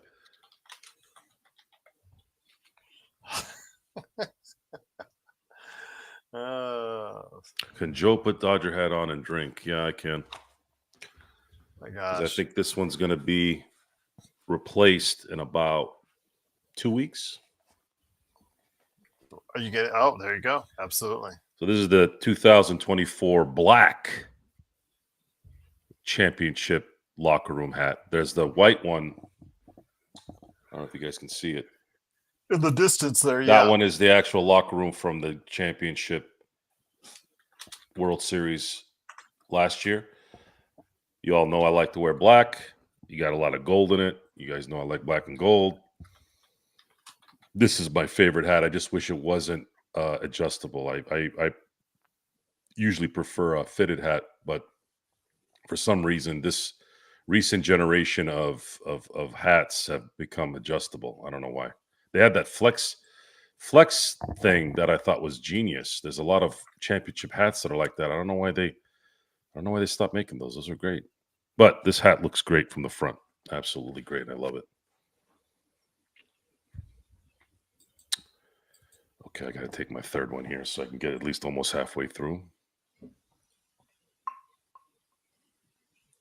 All right. Once again, it's the Lakers Fast Break. Truly appreciate you joining us. Once again, Intel has coaxed Joe Soro, drinking 7 shots in 20 minutes.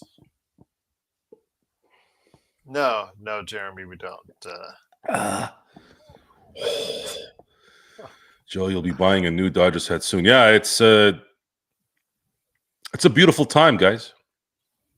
It's a beautiful time. I seeing a little bit of Luka doing what he did here today gave gave us some things to look forward to, things to come for the next 7-8 years, guys. Luka's 26. We're gonna be seeing this for a while. Luka's not a high fly act, guys. Luka is gonna be here for 10 years, at the very least, at the top of his game. It's a long time. And then watching the dismantling of a baseball team the last couple nights, it's everything that I've been waiting to see. The dominance that's underway at the moment. There still needs to be 6 more wins, obviously. Things can flip in baseball very quickly, but should the Dodgers win 6 more games, it is going to be a very, very rare moment in baseball history. The fact that you're going to have the LA Dodgers being one of 4 teams in the National League to repeat, to have the team repeat in general in a sport right now where it's very difficult to repeat. The last repeat champion was in 2000. That was 25 years ago. That's a quarter century. That's a long time. That's a long time not to have a repeat champion. And supposedly the parody league of the NFL, the most socialistic sport in the world, which is the NFL. How many repeat champions have they had since 2000? They've had 1. They've had 2. Yeah. They've had 2. Patriots in 03-04. And then you had Kansas City in 2023 and 2022, 2023. And a lot of those years were near misses. I mean, they were in the Super Bowl and they lost. Almost a three-peat, yeah, twice. Just I'm just excited to see dominance. I have never seen the Dodgers ever in this kind of mode. And your Steelers, absolutely what Hustler said. By the way, big shout out to Hustler. Truly appreciate you joining us. 5-1. Thank you, JY, for the super chat as well. Truly appreciated. And of course, if you just joined us, Joe is in the process. You're at number 4 or 3? 4. 4 shots in 20 minutes. He's supposed to drink 7 as per requested by Intel Wild. Yes, as you're seeing it now. He's at 4. He looks again. You're an adult, my friend. You're drinking an adult beverage on your own. No, Jeremy, I do not ever wear flat brims. As a matter of fact, I chastise those who do. As far as what? Because I like the trucker hats personally. I don't like flat bills. I hate flat bills. Flat bills make your head look like a duck. I always get one, Lakers one for Christmas, and it's always like, Aaron, probably after game 3. I'll probably have a show after game 3 in a couple days because I'm not going to be around on the weekend. I will be up in the Northern California area on the weekend, so I won't be available unless I'm doing something mobile. Yeah, sorry, Jeremy. We just can't stand. I cannot stand flip. I mean, I have over in the corner like a graveyard that's sitting on top of one of my speakers, just like a series of all the hats I don't wear anymore, and you guessed it, most of them are flat bills. I just the trucker hats. I like the curvatures, the fit. It's just better to me. Just the look is better. Yeah, I can't do it. Trucker hats are like me wearing the Jordan 1s. That doesn't fit. No, but the curvature. I'm talking about. Yeah. They call it the trucker hat style. Right. You're right. I don't look good in trucker hats, and I don't look good in Jordan 1s. My calves are too big for those. My calves are too big for the Jordan 1s. Someone is asking again. It's Captain Morgan, son. Just to let you know. Free advertisement for Captain Morgan. See if I can take my 5th shot here. Get it out of the way. And yes, when you guys see me interviewing and I'm wearing my hat, or when I'm doing the show and I'm wearing a hat, it's got to be a curved, and it's got to be a.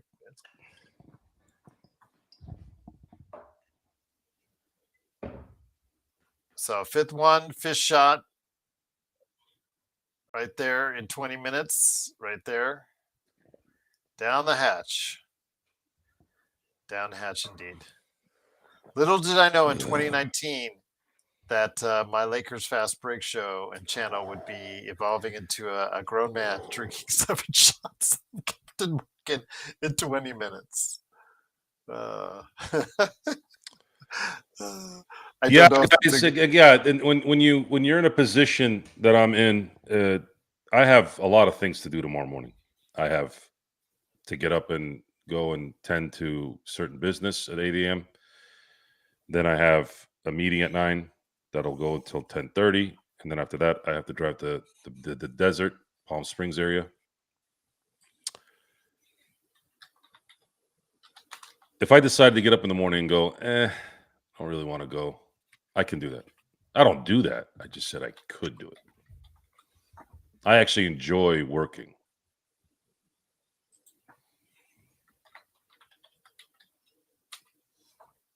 Glass now has been announced for Game 3. Glass now's for 3, and you're probably going to get Ohtani for 4. There's been some talk on the show, if you're here late, that maybe they throw Kershaw in there, but I would say if you're going to throw Kershaw in Game 4, you let Ohtani go 5 or 6, and if you're up 8-1, let Kershaw close out the game. That might be the last game he pitches in Dodger Stadium. Yeah, Search. I wish we could. Again, I've reached out to radio stations. I'll probably reach back again this week. Again, I think we have something that would be really good for radio to expand our audience even more. I wish our audience was larger. I know we put a lot of effort and time into this. Would like to see something matriculate out of it. Again, it's just wait and see. The Lakers fan base is really large, and I think that a lot of them would kind of like what we have to offer. We're more real than any other Lakers show that's out there. I'm willing to go places and say things about the Lakers, good and bad, that sometimes those other guys are restricted in saying because they want to keep their good relations with the Lakers. We don't care. We're going to call it like we see it. And if it's something you disagree with, we just ask you to be respectful to us on the air. Let us know, hey, I think you're not right about that, or I disagree with you on that. And we can have a civil discourse on it. But Joe was in the loop. Was that number 7? This is 7 right now. Okay, as he's drinking number 7. Joe was part of the after community talking about somebody I had to have a discussion with on the LeBron Hennessy ad, and he was the one individual that supported it and thought it was great, thought the ad was great, got a laugh out of it. Fine, but don't call us. Don't start the conversation calling us whiny, complaining little girls.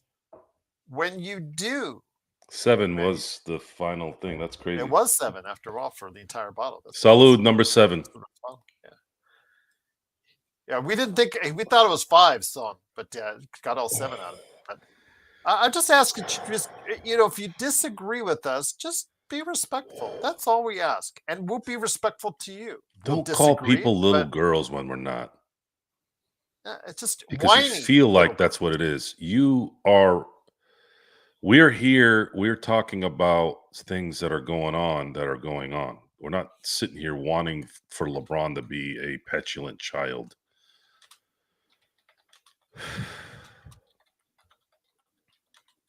We don't want that either, but it is. So if you don't like the message, you don't like us telling you what's going on, then maybe you should go to Fantasyland and manifest whatever you want in your brain. It's so simple.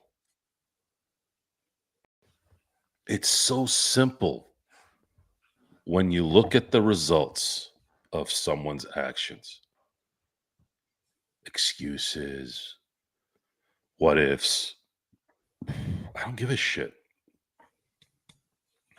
You get paid $52 million to be a important cog in this thing. I'm expecting you to earn your $52 million. If LeBron was making $2 million a year, you probably wouldn't hear me complain as much, because they'd be able to get talent to help him. But he's not going to take $2 million. And I'm not saying he should. I'm just saying, you want to take that kind of money, now the pressure's on you. You don't like the But we pressure were after having, 20. and you saw that we're having back and forth Yeah. all And- weekend long on yeah. this. And Yeah. just, And if you had brought 5 championships in this 8 years, then I'd be like, well, all right, guys, well, we'll deal with the noise. we'll deal with it at this point. We got to wait. But there was too much stuff left that LeBron at every stop left things on the table. He won 1 championship in Cleveland in 11 years. That's not good if you're going to call him the greatest of all time. He won 2 out of 4 in Miami when he should have won at least 3 out of 4. He was up 2-1 in 2011. You shouldn't be getting beat by J.J. Barea. I'm sorry. If you're LeBron, you're an MVP and all that bullshit. You cannot be scoring 11 points against J.J. Barea. If you were getting your ass whooped by Kawhi Leonard in 2014, okay, I get that. But not J.J. Barea, and not up 2-1 in that series. Sorry. Can't do that. It's very simple. To me, it's very simple. I believe he's a very smart individual. He's very sharp about the game of basketball. But JY, he's just very attention seeking. It's like he needs it. No other star, no other player does these things that he does. All the off-season stuff, all the off-the-court stuff, and the guy that I was corresponding with in that video, as far as the chat afterwards, all throughout the weekend, I would say something, I would shut him down. He would come back with some other weak explanation, shut him down. It's just the noise. He said, oh, he hasn't committed any crimes. He's been a good lawful citizen. That's great. But why do I have to see you exercising in front of a Clippers logo? Why do I have to see you on the south of France with Jokic's agent? Why do I have to see you with an hourglass tweet? Why do I have to see you at the Knicks game, after the Knicks game, with a Knicks towel around your neck? Why do I have to constantly hear the passive aggressiveness in your statements that you make? Why? It's not necessary. If you're unhappy about something, just say it, or just say it to Rob. No games are needed. He is one of the greatest players in the history of this game. His legacy, no matter what you say about it, is assured. He's a Hall of Famer. Boom, right there. One of the greatest all-time leading scorer. His resume speaks for itself, but it's just that noise. It's just so hard to defend the man when he just creates so much unnecessary noise. And in reading the room, he should have read the room. Is what I'm doing going to be funny, perceived as such, or is it going to be perceived in a different fashion? It wouldn't take a rocket scientist to figure that out. And I think he's smart about a lot of things, but the way he gets approached by, whoever his agent, Hennessy, or what have you, in doing this, and they probably approach, hey, it'd be a great joke, ha ha ha ha ha. It's just like, just read the room sometimes. You don't need to do these things. Your legacy has been fulfilled. It already is what it is. It gets so tiring, Joe. It just absolutely gets He is so tiring a immature, uneducated narcissist.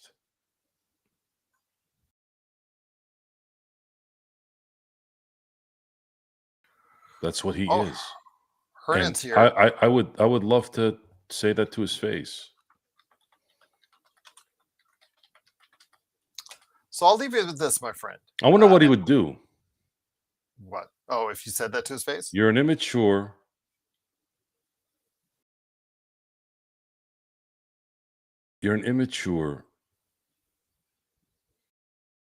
uneducated narcissist. And I'd love to have Maverick Carter be in there and Rich Paul, because I want to see what those two fucks would say. Because they'd be the first guy. LeBron wouldn't answer. LeBron wouldn't say a thing first if I had said that to him. It's going to come from Maverick Carter or Rich Paul right away. And then boom, I got you. I go, why are your two bitches talking? Why aren't you talking? I've been in those situations before, just not with the prestige of a LeBron James. I don't know if I'll ever have that moment with someone that famous. But that's who LeBron James is. So I'll leave you with this, my friend, before the Captain Morgans really start to kick in. And once It's again, the kicked in. Lakers It's lose. kicked in. I'm feeling It's pretty good kicked right in. now. Okay, Phoenix wins 113 to 104. Lakers fall to 1-3 on the season. They do play tomorrow night here in Vegas against the Dallas Mavericks. Hernan's asking a question, and we'll go ahead and leave out on this one. Question for Joe or Gerald. Do you think it's better for us to tank the season than to have unrealistic championship aspirations? No, we're the Lakers. We don't tank. I saw We have tanking Luka. between 2015 and 2018. It was abhorrent. It's an abhorrent existence. I don't want to ever go through that again. This is the LA Lakers. We don't tank.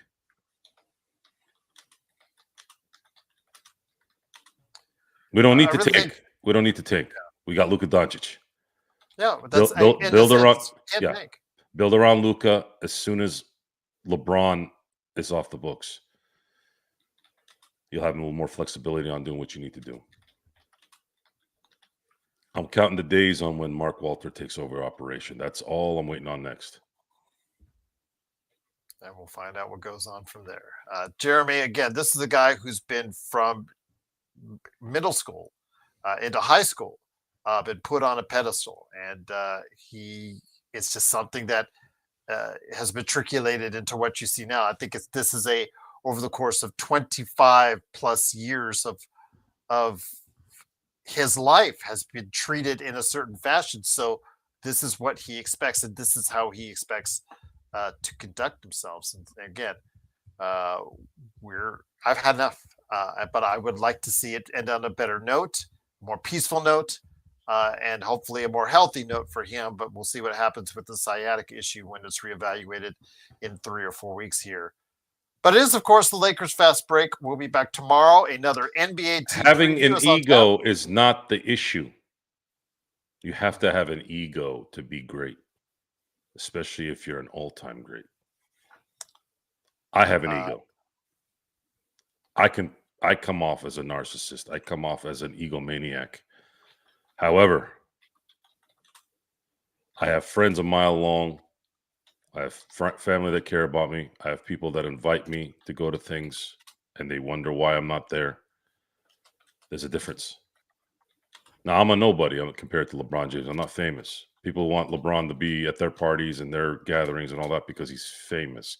But do people in your life want you around without incentive? There's a big difference.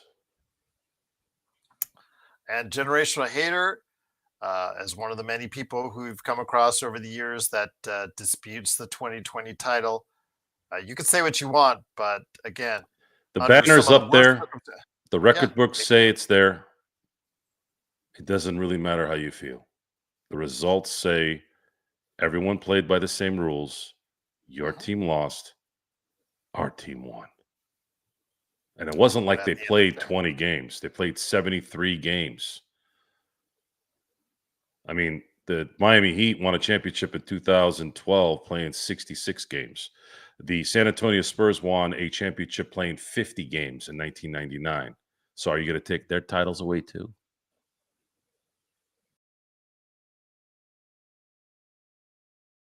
You have to know. Hater, I respectfully disagree. Yeah, generational hater. Hate in reverse. How about that? I'm getting deep on this. Again, all those teams didn't have. There was no home court advantage. Those teams were basically the best team wins, and the best team won. It was under all the same conditions. They were all going through it on a mental, both physical and mental basis, emotional basis. What's going on for their families and around the world at that point in time. For a lot of people, was the scariest point in their lives around that time. So yeah, just a lot to think about.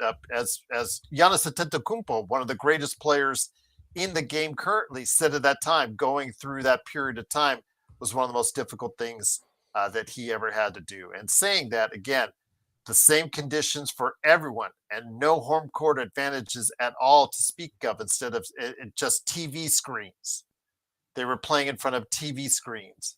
All these teams had a even level playing field, which is something that is bad for a team like the Lakers, who got their home court advantage taken away from them in this environment and still yet persevered, which in many cases should mean that this title in 2020 is better and more important than many of the others that the Lakers won, if not all of them.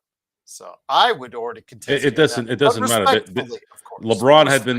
LeBron was being discredited for the 2013 title because Ray Allen hit a last-second shot, as if there hasn't been other players and other series with great players that hit it. Robert Horry hit a shot that basically saved the Lakers in 2002. How come we don't hear anything about that? John Paxson hit the game winner for one of the first three-peat titles for the Bulls. Steve Kerr in 1997. What? Now you're going to discredit Jordan? Dude, it's 5-on-5. It's a team sport. You still need other guys to do their job. And sometimes your role players make plays. Every single champion, every single great player and champion had a role player play an integral part in winning a championship at some point. I mean, hell, Bill Walton was Sixth Man of the Year in '86. Helped the Celtics, probably had the best team of the '80s, which you've already heard me on record saying there is no decade more competitive in the NBA than the '80s. Even though the Lakers were the dynasty in that decade, it is not really you're not really out of line, no matter what fan you are, that the '86 Celtics were the best team in a year in the '80s. This freaking team lost one game at home. One. Imagine that. Imagine losing one game for 9 months in one area. That's dominance. That's dominance that's not even fathomable. You celebrate greatness. That's always my motto. Celebrate greatness. And that's greatness. And with that, it is the Lakers fast break. The Captain Morgan has already kicked in with Joe Sorrell. Please go ahead and make sure you catch him today, either on the YouTube. He had a great show with me last night on his channel, the Joe Sorrell Experiment channel. So like and subscribe there. He's looking to get to 200 subscribers. So hopefully celebrate in front of 0 fans. What does that mean?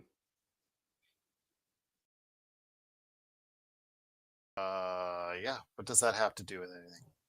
Generational hater. What does that mean? Okay.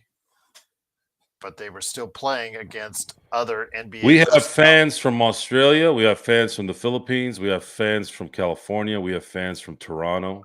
I think he was talking about the COVID title. Oh, celebrate in front of 0 fans. Did you see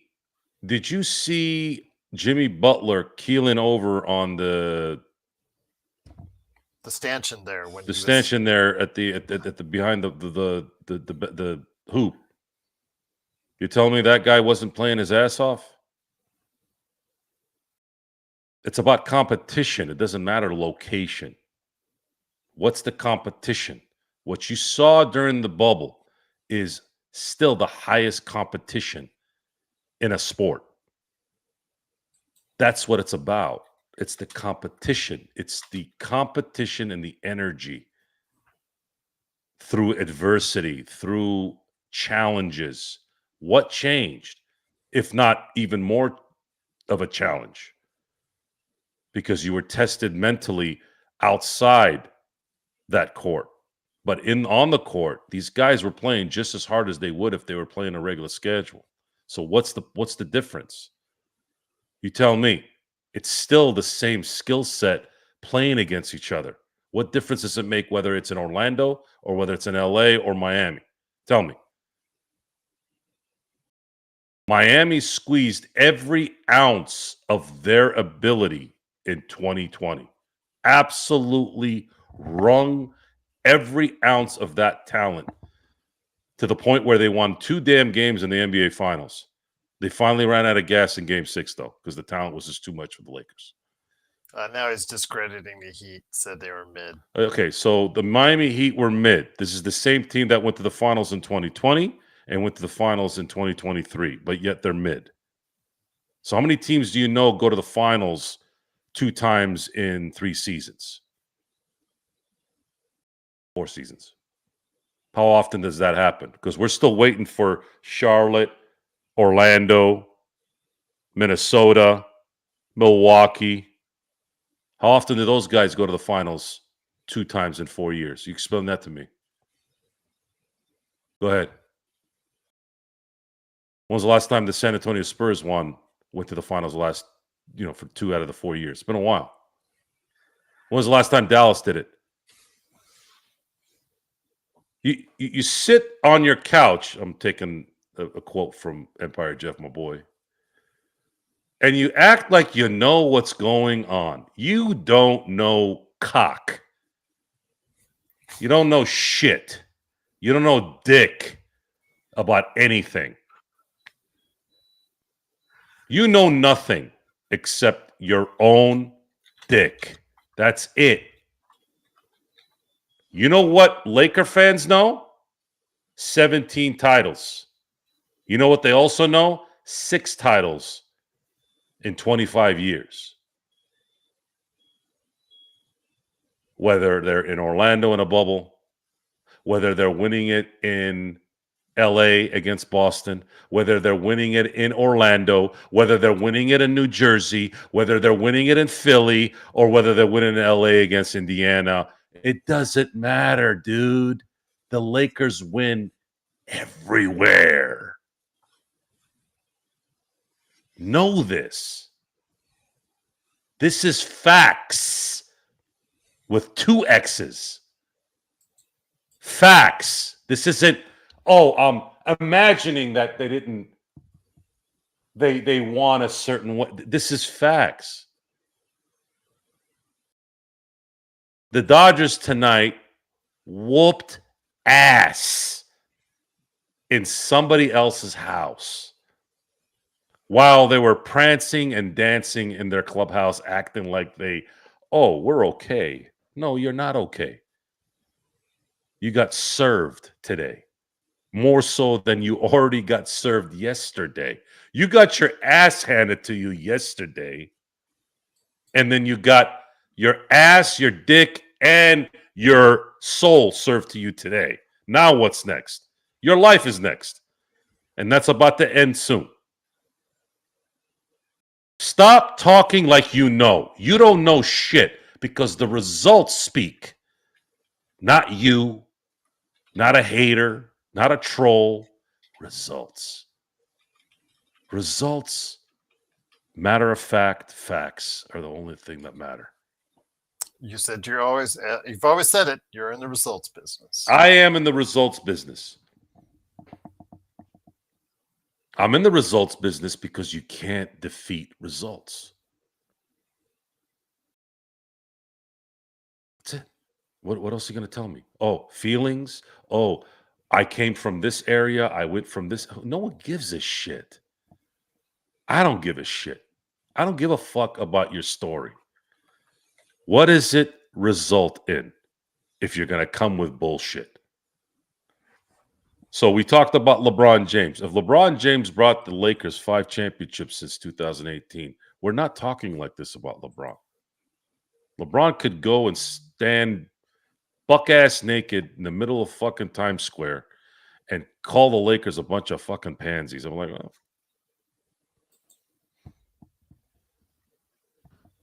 Sorry, guys. He's gotten 21 banner. He helped us get 21 banners now.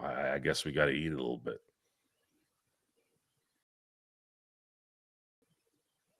Is it worth the squeeze? It's always the question, right? Yep. But if you come with some bullshit and discrediting results, you got to come up with something better than, it was because they were in Orlando. Oh, Mickey Mouse. The court's the same size. The competition, it's still Jimmy Butler on that team. It's still Pat Riley as the GM. It's still Spoelstra coaching. It's still Frank Vogel there. It's still LeBron. It's still AD. It's still Rondo. What? It's still the same shit. What difference does it make? The competition was there. It's about competition. I don't give a fuck if they were playing on the moon.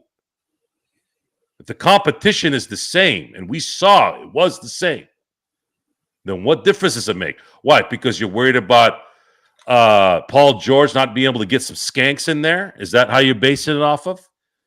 Threw him off his game a little bit? That's his problem. What does that have to do with you? Brandon's asking if it's a disgrace if LeBron gets the statue. I don't think he's going to get a statue. I think he'll get a statue. LeBron in LA? No. Yes. No. If LeBron gets a statue, then Will Chamberlain needs to get a statue. I would already tell you Will Chamberlain needs a statue. No, I'm sorry. I do. LeBron would have to win a second championship, I'd say, to even be considered. LeBron is the furthest thing from LA as you could be. He may have played here for 8 years, what will be 8 years, but he's not. He's not a symbol of LA. And in a lot of ways, Will Chamberlain was not a symbol of LA either.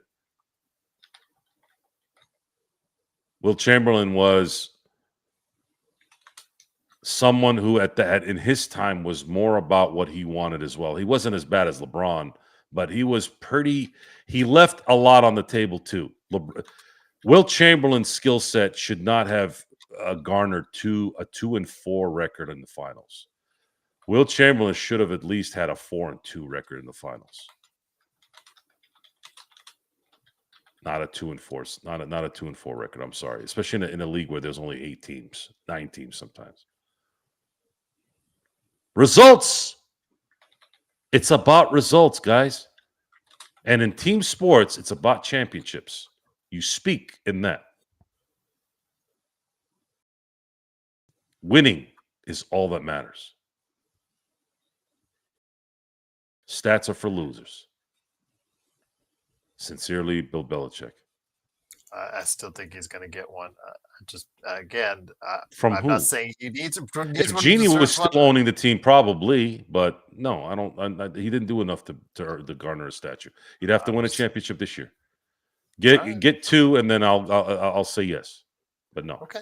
If Will Chamberlain, all that he's done doesn't have a statue, there's no way in hell LeBron's going to get a statue outside LA. Again, I'm just saying how this team has worked. Hell, Gasol deserves. Serge said it. Gasol deserves a fucking statue over LeBron. I agree with you. I agree with you, but I'm just okay. You want to talk about generational, iconic shift? Kobe said this. I'm not saying it. Kobe said Pau Gasol was the catalyst of the stamp of Kobe's career. Kobe was thanking Pau Gasol accepting the Finals MVP in 2010. How many fucking selfish people do you see thanking another player in his individual moment in a game of the ages, in a rivalry of the ages, game 7 against the Boston Celtics? And what is the first thing Kobe Bryant, the selfish guy, did is thank Pau Gasol accepting a fucking individual award on stage in front of 20 million people. How many guys do that? How many? You tell me. You telling me that motherfucker would be LeBron James would be thanking somebody else? Would he have thanked Kyrie Irving for winning? No, he would just sit there, give me respect, give me the respect, do this, do that, do that. Oh, me. I. Fuck that. All right, and on that note, it is the Lakers once again losing. They're now fall to 1-3 on the preseason. Tomorrow's It's a nice way to put a button on it. Exactly. Indeed. Lakers losing. Stop fucking up in the third quarter, JJ Redick. Can you fix the third quarter for once? We have to deal with this. Didn't we get rid of Darvin Ham because of this shit? Yes. And don't tell me it was a preseason game. Your asses do this shit every fucking year in the regular season. Well, let's see if it happens tomorrow here in Vegas against the Dallas Mavericks. So we'll have it for you on our playback.tv/Lakers Fast Break. We'll have the post game, of course. Also, earlier in the day, I will go ahead and post information on our upcoming Fantasy Basketball League.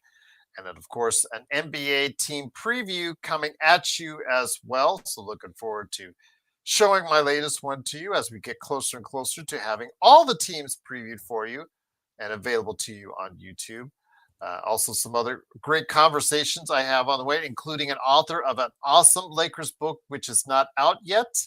And I can't really talk too much about that because of embargo, but I will be this time around next week. I will be next week. Much more about it, indeed. But great to have you here, guys. Again, also send in your predictions to LakersFastBreak@yahoo.com as well. So for Joe Soro, for the Joe Soro Experiment, and also the Joe Soro Experiment on Playback, it's me, Gerald Glassford. Thanks again for watching and listening. Big shout out again to all of our mods and to everybody that watches and listens to us right here on the Lakers Fast Break podcast.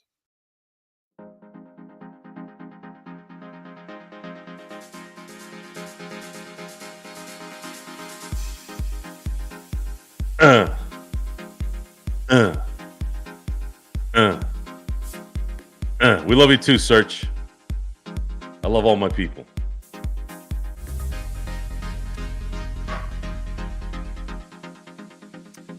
Have a great evening, everyone. Be safe. Suck it, generational hate.